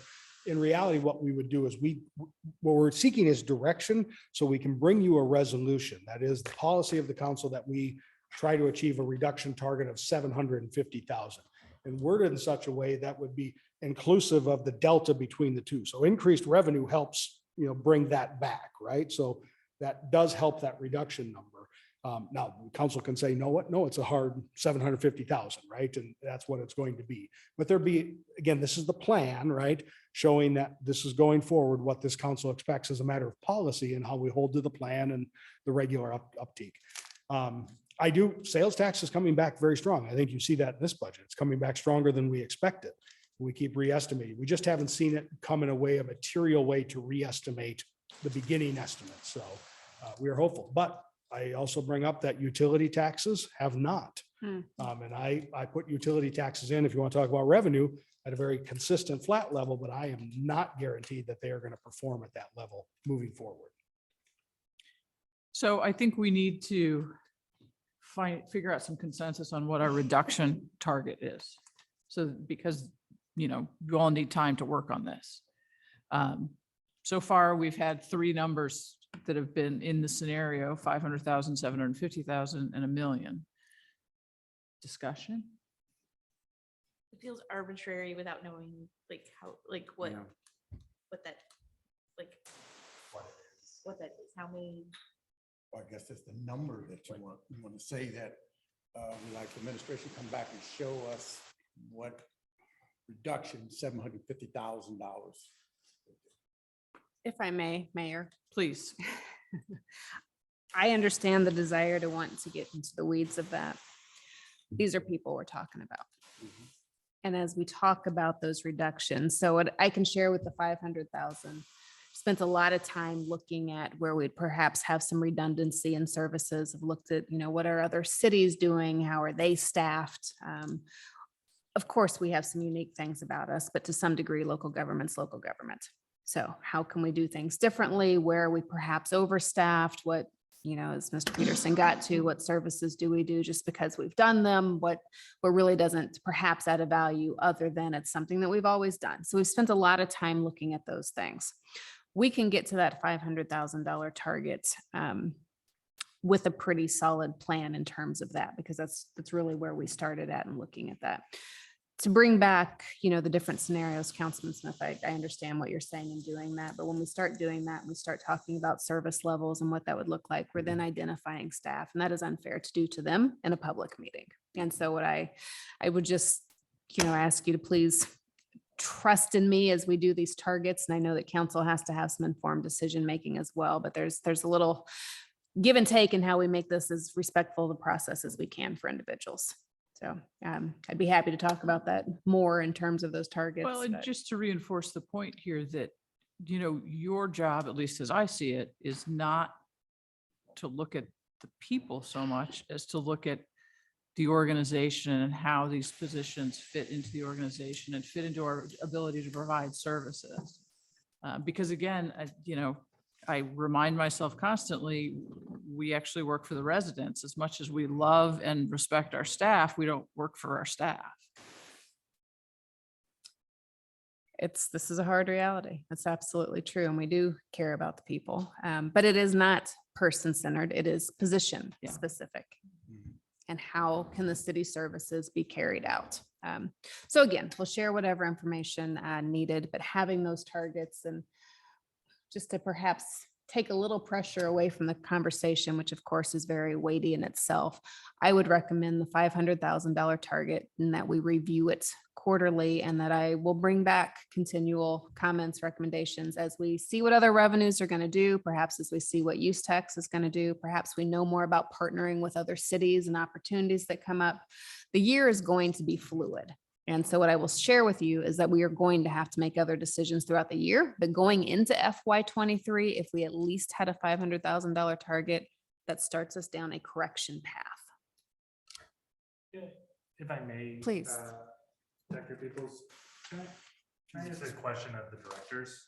Yeah.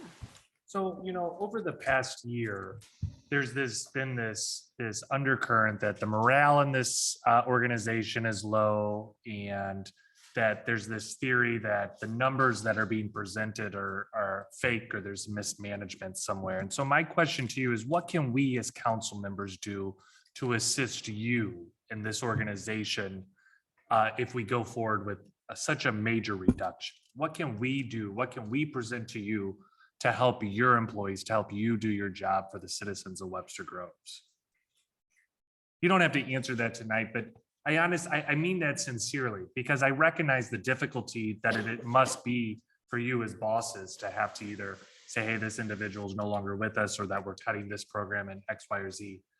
But let us take some of that burden too, because it's us that's doing it. It's us that has assisted in creating these budget problems.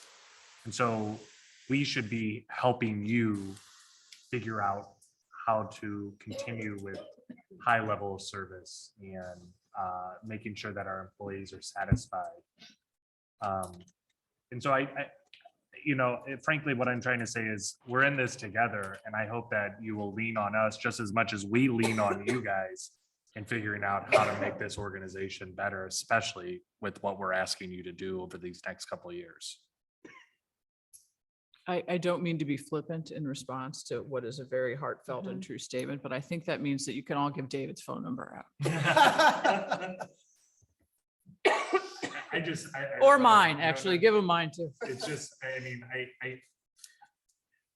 just because of the undercurrent that Yeah. we've seen over the past year, certainly there's things that we could be doing differently. So tell us, what can we be doing differently to ease the burden or ease the pain that this organization is going through and likely will go through? So I really appreciate that, particularly one sentence that you said, that's going to be a tough couple years that we're asking them to go through. It is. It is going to be a tough couple of years. I would like to think that we can maintain morale even over these couple of years. But I'm not naive. And the fact is that if morale is low, of course, budget plays into it. Salaries, hearing about comp and class plays into it. But we can't forget that it's not, we're not just a city in a bubble. And I don't mean to indicate that anybody has, but as the world goes through COVID, so do our employees. We all have mask fatigue. We've all either lost loved ones or friends. I mean, everybody's tired. People are exhausted. And I know we've talked about technology a lot, and perhaps to the point that people are tired of hearing about it. But when I entered this organization from a full-scale organization that was, providing numerous services throughout COVID to both individuals, families, as well as employees. And when I look at what our employees did throughout COVID without being able to work from home, it's mind-boggling. Yeah. Our employees, other people have been able to work from home, and not saying that they haven't been stressed and overwhelmed as well, but to some degree, people have been able to take a breath and take a moment. Our employees haven't done that. They haven't taken a beat because they worked through that time and they're still working. And I don't say that in a blaming fashion, but morale is not just due to that. And again, I don't mean to indicate that you're saying that, but it has been a tough couple of years for multiple reasons, and it's going to continue to be a tough couple of years. And I think there's things that we can do to improve that along the way, just in terms of shifting and changing culture. And we are doing that. And it's, I couldn't be prouder of the staff that we have. No matter what people see in the papers or the blogs or whatever, we have got a great team. And I trust them fully. And I trust that as we go through this very difficult reduction process, should that be the direction, I know they're going to do it in a meaningful fashion and do their best to honor staff as well as they honor the city and the organization and the residents that we serve. Well, thank you for that. And, you and I don't even know if anybody's watching this meeting, but somebody may watch the recording. But we have in the room, all our directors who have done all just fantastic work. Mhm. And so once again, thank you for that. We don't actually say that enough, and hopefully you feel it because it absolutely matters to us. And David's right. I mean, it is our responsibility to do this. And so we are the ones who should hear from people. So feel free to redirect some of those inquiries to us. All right, so we still have not finalized what we believe this, and I understand, Sarah, so we left off, your point is sort of in the abstract, it's very hard to do this without knowing. I think we also, though, have an obligation to give some direction here. Before we do that, I want to throw one more thing out, and I do not intend to do this it's an interesting position that we're in going through 2 labor negotiations right now. Yep. And I hope that the staff, regardless of that, knows that fire department members, police department members, everybody's valued. Labor is part of the process, and labor by the nature of it has an adversarial relationship. That doesn't mean the employees do. It's that overarching. And so I share that because I was going to ask Eric, because I don't remember off the top of my head, in terms of our fire overtime, because it's well over budget. 400,000 over budget. 5, throw a number out at me if you can. Thank you. What'd you say? 325, somewhere in there. Yeah, we're at 325 over budget. And we're not through the fiscal year. I share that because that's a ton of money. Not throwing rocks. However, that is an area that hopefully we can influence in upcoming fiscal years. That's a huge cost savings that perhaps we can find some partnership, help turn the curve there. I mean, that is no small amount of money as we're talking about doing staff reductions and other things. That could be a game changer in many ways if we have opportunities to influence that. And currently we can't because we have minimum staffing in place and we've had staff out for unprecedented injuries, all kinds of things that, that we've talked about, but that's an area that took FY '22 by storm. And so I'm hoping, fingers crossed, everybody knock on wood, that does not occur in FY '23. So that could be one of those things that we're keeping an eye on as we're doing those quarterly budget updates. So, thank you. Madam Mayor, as you look at targets and ask for people, the other thing that we would ask for is the target rate of growth rate. So I'm just trying to get us to do one first. I get it. Sorry. So Eric, if we keep the target rate of growth at 1.2%, if we try to get to even within 3 years and we divide it evenly over those 3 years, what would be the target reduction? Could you remove the 750 one? Or either one, doesn't matter. Just take one of them out. Take one of them out. Yeah, just take one of them out. There you go. So if you look at 3 years out there, so you're talking 3 years from now, a deficit of almost roughly $3 million. So a 3-year plan, that's $1 million a year. $1 million a year. And That's if, again, revenue does not improve in some way, shape, or form. in the one thing that we have different this year compared to the next 2 years is that we have ARP money. That's correct. So my argument as of right now would be, let's go the whole $1 million reduction this year, because even though it's gonna be tough and it's gonna be quick, I would just say we have a little bit of ARP money at least this year. Next year, the community and staff are at least aware of this situation.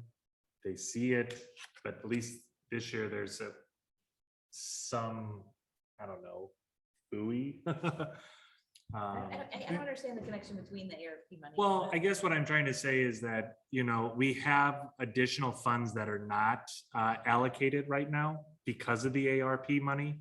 And that ARP money can be used to offset any additional expenses that we have throughout the year, including fire overtime, fire CBA, police CBA. And so we have some cushion to cut, I would say, the full $1 million this year, and it's going to be less painful this year compared to the next 2 years. We cut, if I can just recap, we cut the full $1 million that you're talking about. So it's a reduction target of $1 million, but then additional expenses that may occur over the year, rather than incurring them to the general fund balance, exacerbating this or using that, we use ARP to That fill would- any excesses. with that. Correct.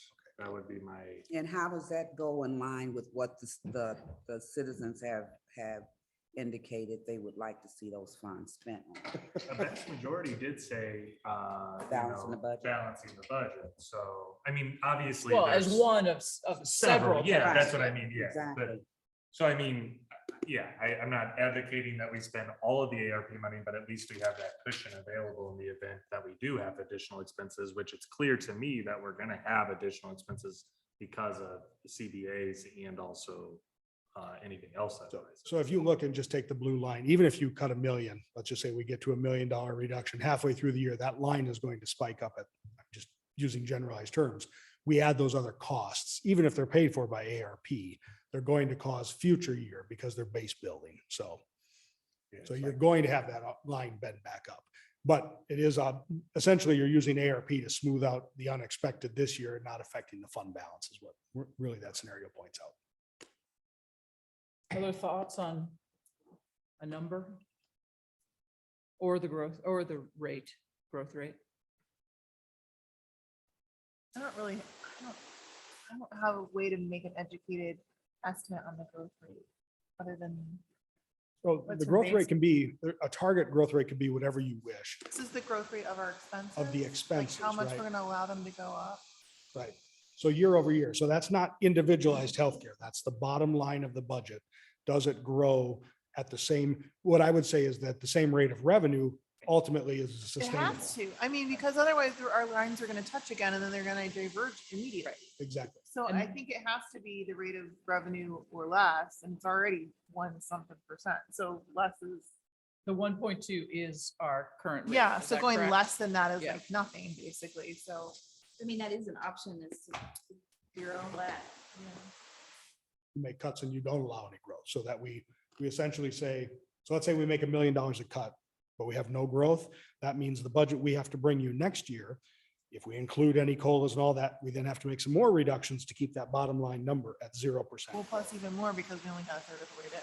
Well, exactly. So So what does it look like if we flatten that growth rate to 0? do that for me, Jenny.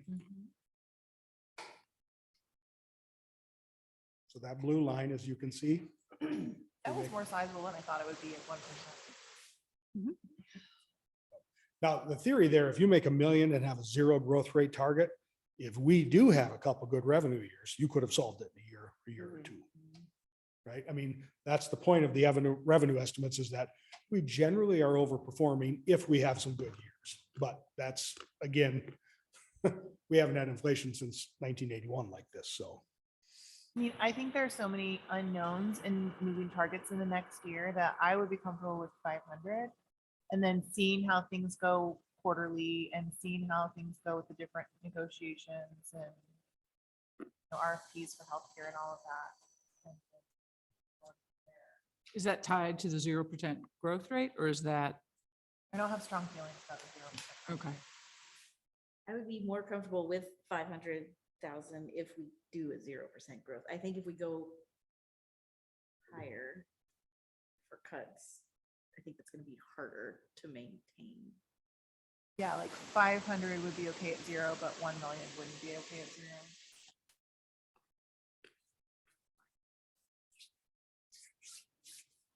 Emerson, Payne?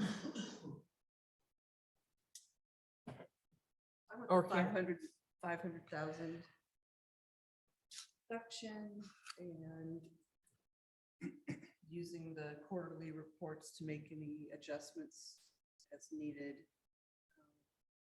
or as desired. So that's right. Growth. Growth. Well, if we could keep it at 0, that would be cool. We can keep it there. It's doable, so. Also, I mean, it seems like in looking at past years, a lot of times we come in under budget on expenses, or sometimes we do. Like the directors seem, Which I think is easier when you haven't cut them Yeah, to the that's bone true. as they have right. now. I have less, So right. I'm not sure Right. that that's a fair expectation of them at this point. So can you explain to me in real terms what a 0% growth rate would actually look like? A 0% growth rate, if we make no reductions, means the budget we will bring you next year is 19.37 million. So the uncontrollable costs that go into that, healthcare, property and casualty insurance, gas and oil, if those costs go up, the discretionary costs that we do have the ability to change have to be cut to make sure the bottom line does not grow beyond whatever the target growth rate is. So in other words, it's completely count for unrealistic to inflation, do a like- 0% growth rate. Well, it's not. I mean, again, you can do it. Again, it's you're requiring cuts for things that are increases, but it's the same thing we do at our local. So, but I mean, effectively what you're saying is, okay, our reduction is $500,000, but in reality, you're cutting a lot more than that because your growth rate is at 0. Next year would be. The 0 Yes. matters for proposing the budget For next year. proposing the next year budget. So, Kicking the can down. the So road. you're just not allowing any increases when we look at the budget Right. next year? so when we look at our budget next year, exactly, right? We're not allowing bottom line increases. Right. So, there are other increases that can happen within that, but that, the ultimate reality is our budget is built on just, we build in some things that are discretionary, but oftentimes they're just what it is, right? Gas goes up, it goes up, right? And so we haven't controlled that spend that same way to say, our budget must be bottom line this number, and we have to work backwards into that number. Our budget is built on what are the inputs? Oh, there's what the bottom line is. Yeah, but we're seeing inflation at a rate that we haven't seen since 1982. So why would we project that we're not going to see any increase in the revenues, the costs, the expenses? Well, I mean, the growth rate, We not the don't have. revenues. I'm right. saying there won't be, Yeah. we're just saying they have to be. We're saying we have to absorb them. Right, Yeah, exactly. We're saying we Yes. have to absorb them. Exactly. So we're saying, I mean, we know that based upon what we're dealing with now, that the inflation is out the roof. Right. So the chances that they're going up is pretty real. And we're saying that whatever that is, in addition to what we're already agreeing to cut from the budget, whether it's 500 or 100 or a million, we still are going to have to cut that additional to keep that Mhm. that flat. So Mayor and Council, and so that's exactly right. And it does sound very daunting, especially when we know inflation and costs are increasing. And it is daunting. but it is just a target. There's no hard line. If it's not doable, it's not doable, but it gives us a place to aim to be as we prepare next year's budget, because it is always budget time. I'm today thinking about FY24. We've got to think about what those targets are and what it's going to look like. And the fact is that it hasn't been done previously. And so as we're doing this, I mean, it really gives us a way, if you will, to back into it. This is not set in stone because you're right, it may not be possible, but I do think we need to get to a point in time where we're saying those uncontrollable costs, if healthcare is going to continue going up 7% every year, we have to figure out a way that either we're going to, absorb that internally, or we're going to pass it on to employees. Well, we know that's not a sustainable option either, especially when we're looking at some of the, family plans and other things. So I recognize that it may sound like it's just not a doable thing, but it gives us a really good target as we're planning future year budgets. But you're not locking yourself into saying we absolutely won't accept a budget in FY24 at this rate.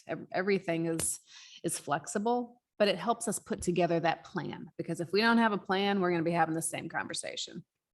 So we really won't. I'm sorry, go ahead.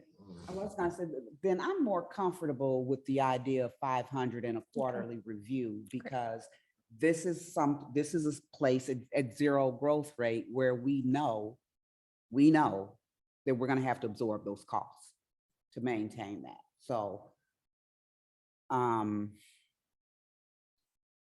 then if we get a windfall, and have a much better revenue in other areas than we thought, then in those quarterly reviews, we can kind of catch some of that too. But right now, given that we don't even have a clue what the fire and police bargaining agreements are going to look like or what have you, I'm more comfortable at zero with 500 and a quarterly review. Okay. Do we really need a negative growth rate of expenses if we're gonna get Yeah. down? That Like, would we're be- talking about 0 and 1%, but don't we need like Oh, a to reduce it negative even to bring further. that To line cover what's down for we a know couple is going to years and then increase. go up? We can't keep them flat. One step at a time, ma'am. Yeah, I think that's right. Yeah. And we also, again, morale, organizational impact, if we're trying to do too much at once, Right. frankly, I think we make things worse. No, rather than- yeah. I'm just wondering, like, if we do 500 now and things go the way they're projected to go, which we don't know because they could change, how many years are we thinking we're gonna meet? Like, it's gonna take us to meet, are we on the, If are we we go thinking 500, 6 because it's 3 million? oh, it'd be much more than that. So we are, 500 is a great number. I'm not poo-pooing it at all. We're going to have the same conversation, but what do we do the next year? With just some more information about what the revenues have been this year and where we're at, and, And having had that revenue conversation Exactly. that I keep telling us not to have. Yeah, that one. But at 500, just to be clear, that does not in itself get us on the 3 to 5 year plan. We're gonna have to do more things next year. We're going to have to do more Which we do, things. but- And as we have those quarterly reviews, we may get to mid-year in fiscal year 23 to where I say, council, we've got to do a reset where revenues aren't coming in, our expenses have went through the roof, whether it's fuel or other things we can't control. And I may then say to you, we've got to hit some new targets and we need more cuts in FY23. Certainly isn't my intention, but we're going to continue to monitor it. So. Well, Emerson has not had a chance to weigh in. Well, no, I think the 500,000 is a good place to start, but we must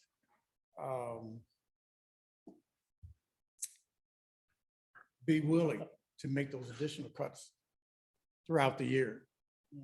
If we just can't do it now and then come 3 months into the next budget year, say, well, let's wait and see what happens then. Let's wait and we have to do it.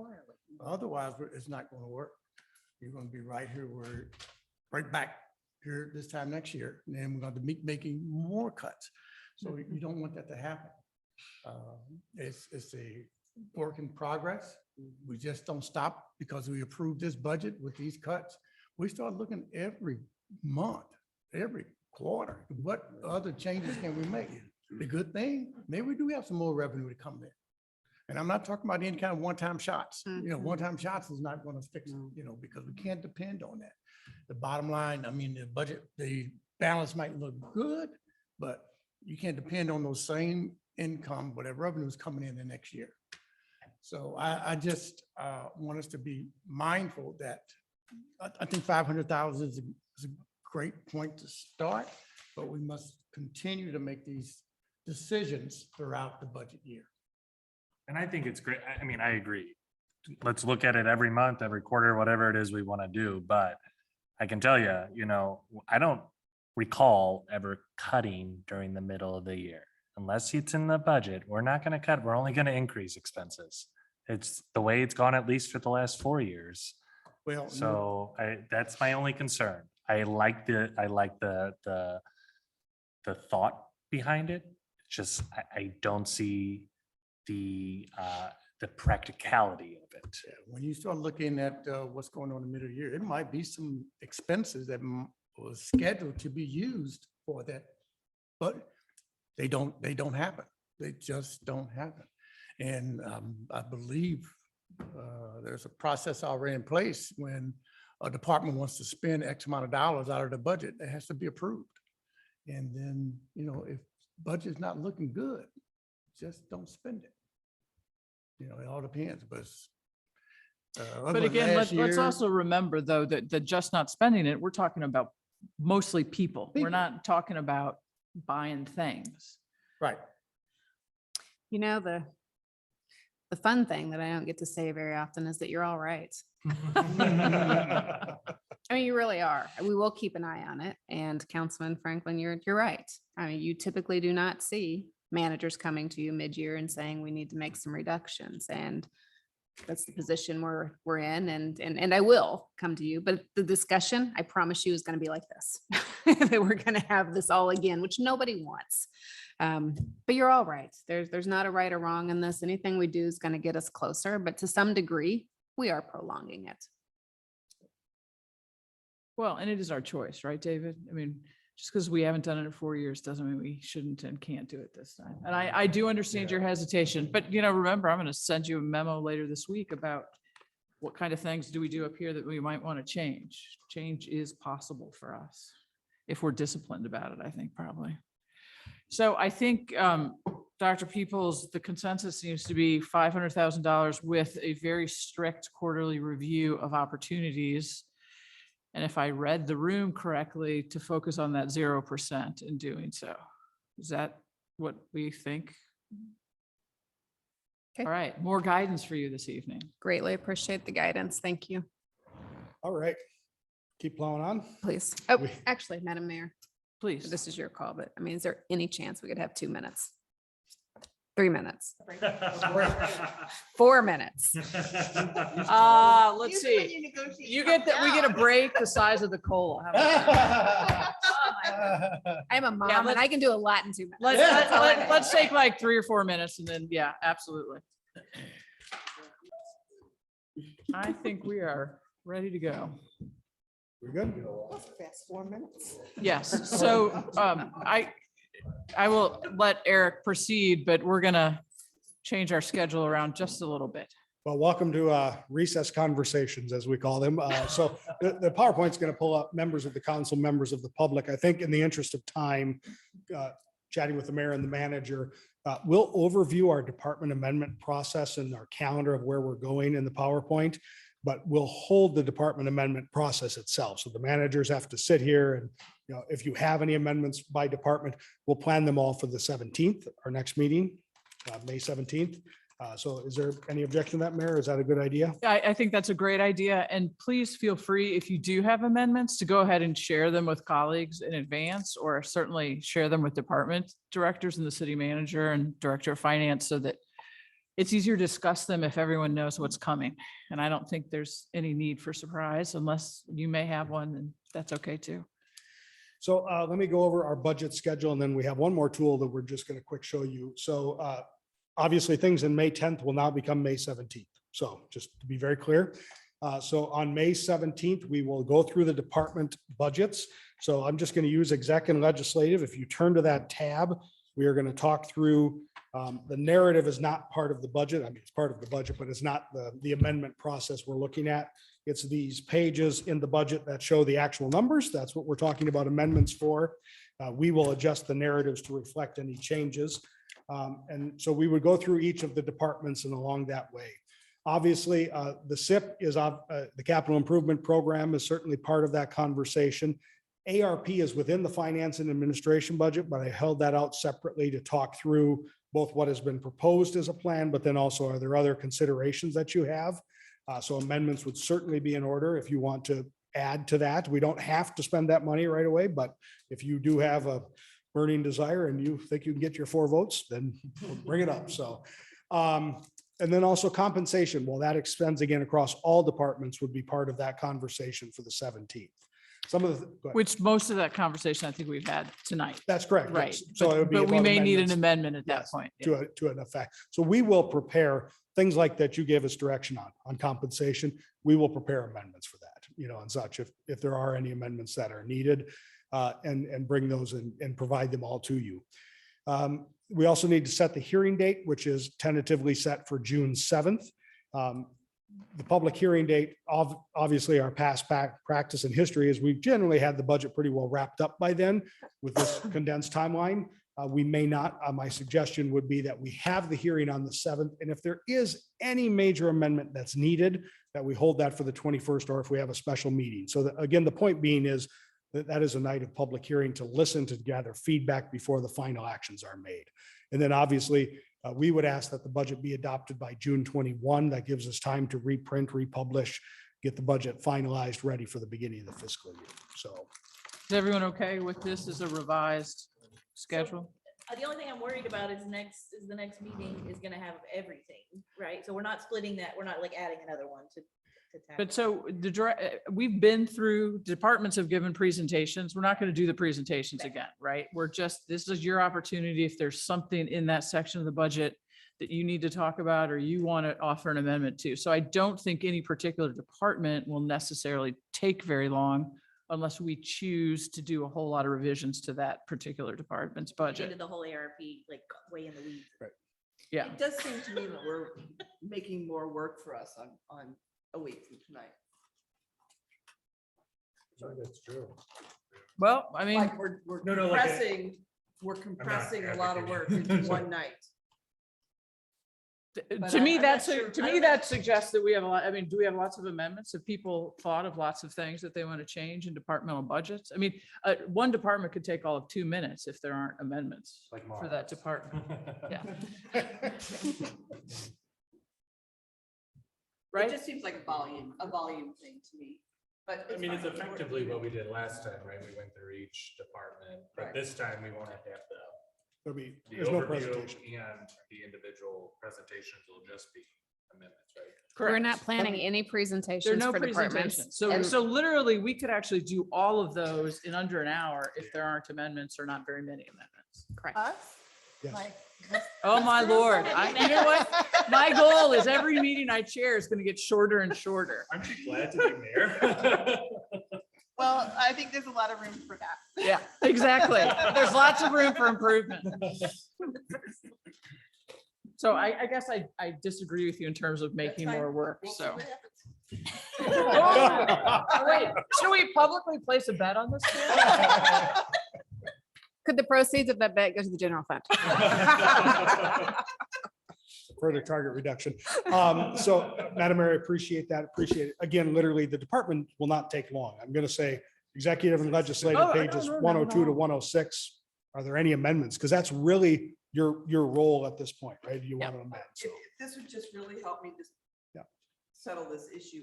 Is there anything else on the agenda for next? It's a week? regular 'Cause It's a meeting. regular meeting. So We have all the do- other things that need We to do go have through. a few things in the work session, but on the regular agenda, we might have third reading for 1 or 2 things. And right? I don't, We have It's two. pretty light. Yeah. It's pretty light. So we'll be in the regular meeting. The agenda has, I think, 2 third readings on those ordinances I put through. Mhm. So. Yeah, some new business? What's that? Yeah, Todd has some excavation No. permitting. Of course.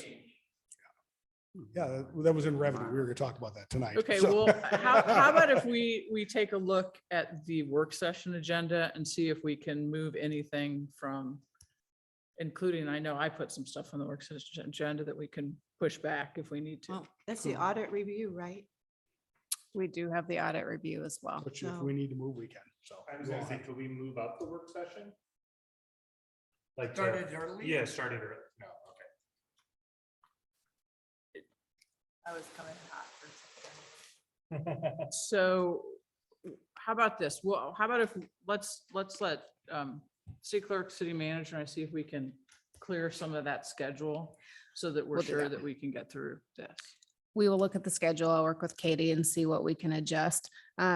So to answer your question, Councilwoman Bliss, so I do believe the amendment process will go fairly quickly unless you all have amendments. And I hope you do have amendments. I really encourage each of you to look at the departmental budgets. I know you heard all the presentations, but if you have ideas, questions, if you want to see things, please do that. Do not let that form be daunting. We will help you with the form. That truly is just our legislative process. It's, we'll assist. So if you have questions on that, in terms of other things on the budget that gets, or on that evening, that gets to the questions at the very bottom.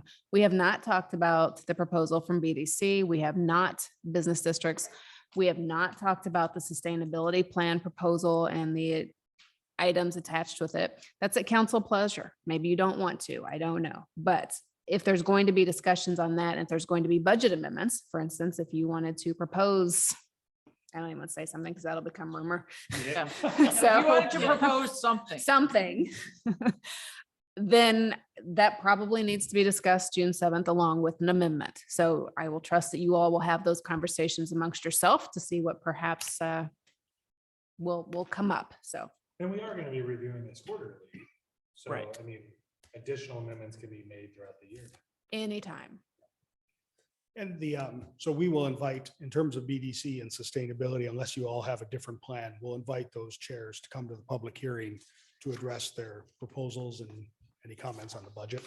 So just. Please carry on. So a couple things on process for amendments and department review. I give you some revenue amendments just to give you a sense. Again, you all have these. We'll talk about them and what their details are. If you have amendments and have questions and want to understand things, please let us know. We're happy to fill these out for you.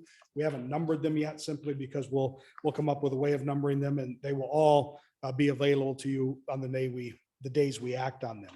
I do want to point out that we did have a great question about impact of amendments and how do we gauge that and look at that. So if you could switch to, I think it's the impact. I'm trying to remember what the Excel file is. Real time. Pull that over. So we have created, you've seen this chart, obviously, and I'm going to ask Jenny to, if you go to entry, Jenny, down the bottom of the tab, on the bottom tab right there. Go to entry, and then if you go up and just personnel services, that D 3.2 is the value. Do you see it? Yeah. Right, up, up, My eyes aren't. up, two more. One, You can't see two. it on her screen. That's fine, that's fine. Just type in $1 million. Look at them. So the point of this is that we will be able to track items. Now go back down to the bottom to real-time GF chart, general fund chart. That will show you now what you've just done with that amendment to the general fund. So as we adopt amendments up or down, spending or decreases, you will be able to see your impact of actions. We also don't have to wait for you to adopt. If you want to know, if we're talking about this revenue item, if it was about the general fund, we would be able to show you the impact going out.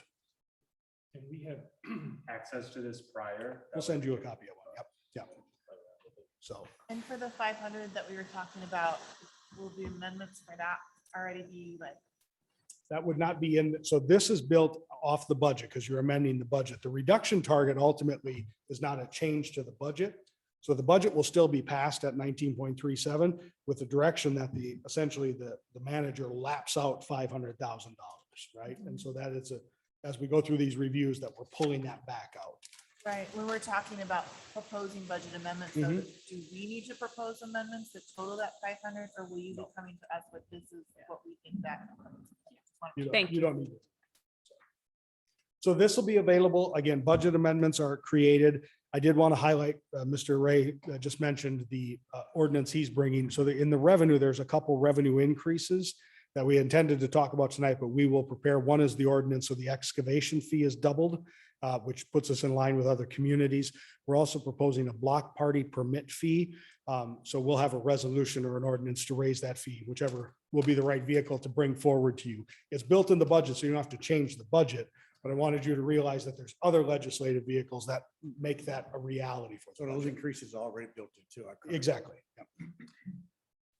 So with that, if we pop back to the slideshow, I don't think there's anything more about this to talk about other than the wrap up. And what do we have left to outstanding? Well, I do have one question. before Yes, you sir. sit down there. So within the next week, if any of the council members want to get with you and kind of go over. I have canceled my vacation for you council members, so you I go right appreciate ahead. that. So no, but I honestly, I am absolutely free. So if anyone has questions or wants to make changes, feel free. Well, just so we, Yeah. when I want to go over them, I can truly see the impact and make sure we're Absolutely. doing it Yep. correct. And then we can also talk to each other, folks. So let's remember that between now and next week, we can discuss some of these things. We're not discussing votes, we're not discussing outcomes, but general ideas certainly are part of that. Mhm. Do we discuss them all together on one email and copy like Katie or somebody so it's official? Or there's no way to do like an electronic? email? Where'd Neil go? Oh, I really don't think we can No, do we that. can't do that. no. So hard to have these 2s and 3s meetings, you know? Not used to Welcome that. to the Sunshine Law. I know. All right. Oh, there's Neil. I'm here. I heard sunshine. Yes, yes, of course, transparency and openness is the key to all of those issues. And so if one or two of you have individual conversations, again, as long as nobody's voting or saying this is how I want you to vote, if it's clarification, simply discussion, then that's not a problem. But again, be aware of the fact that the business of the city is supposed to be done in the business meetings. All right. Thank you, Neil. Mhm. Anybody else? Final comments? Thank you, all of our departmental directors. You sat through all of our talking. We appreciate it. All right. Do I have to say we're adjourned? Is there- No?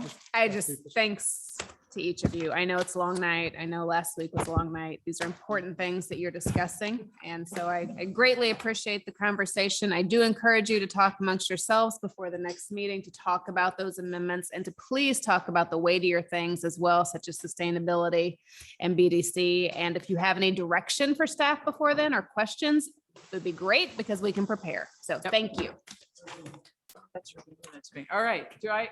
We're adjourned, It's a right? work session, so. We're done. have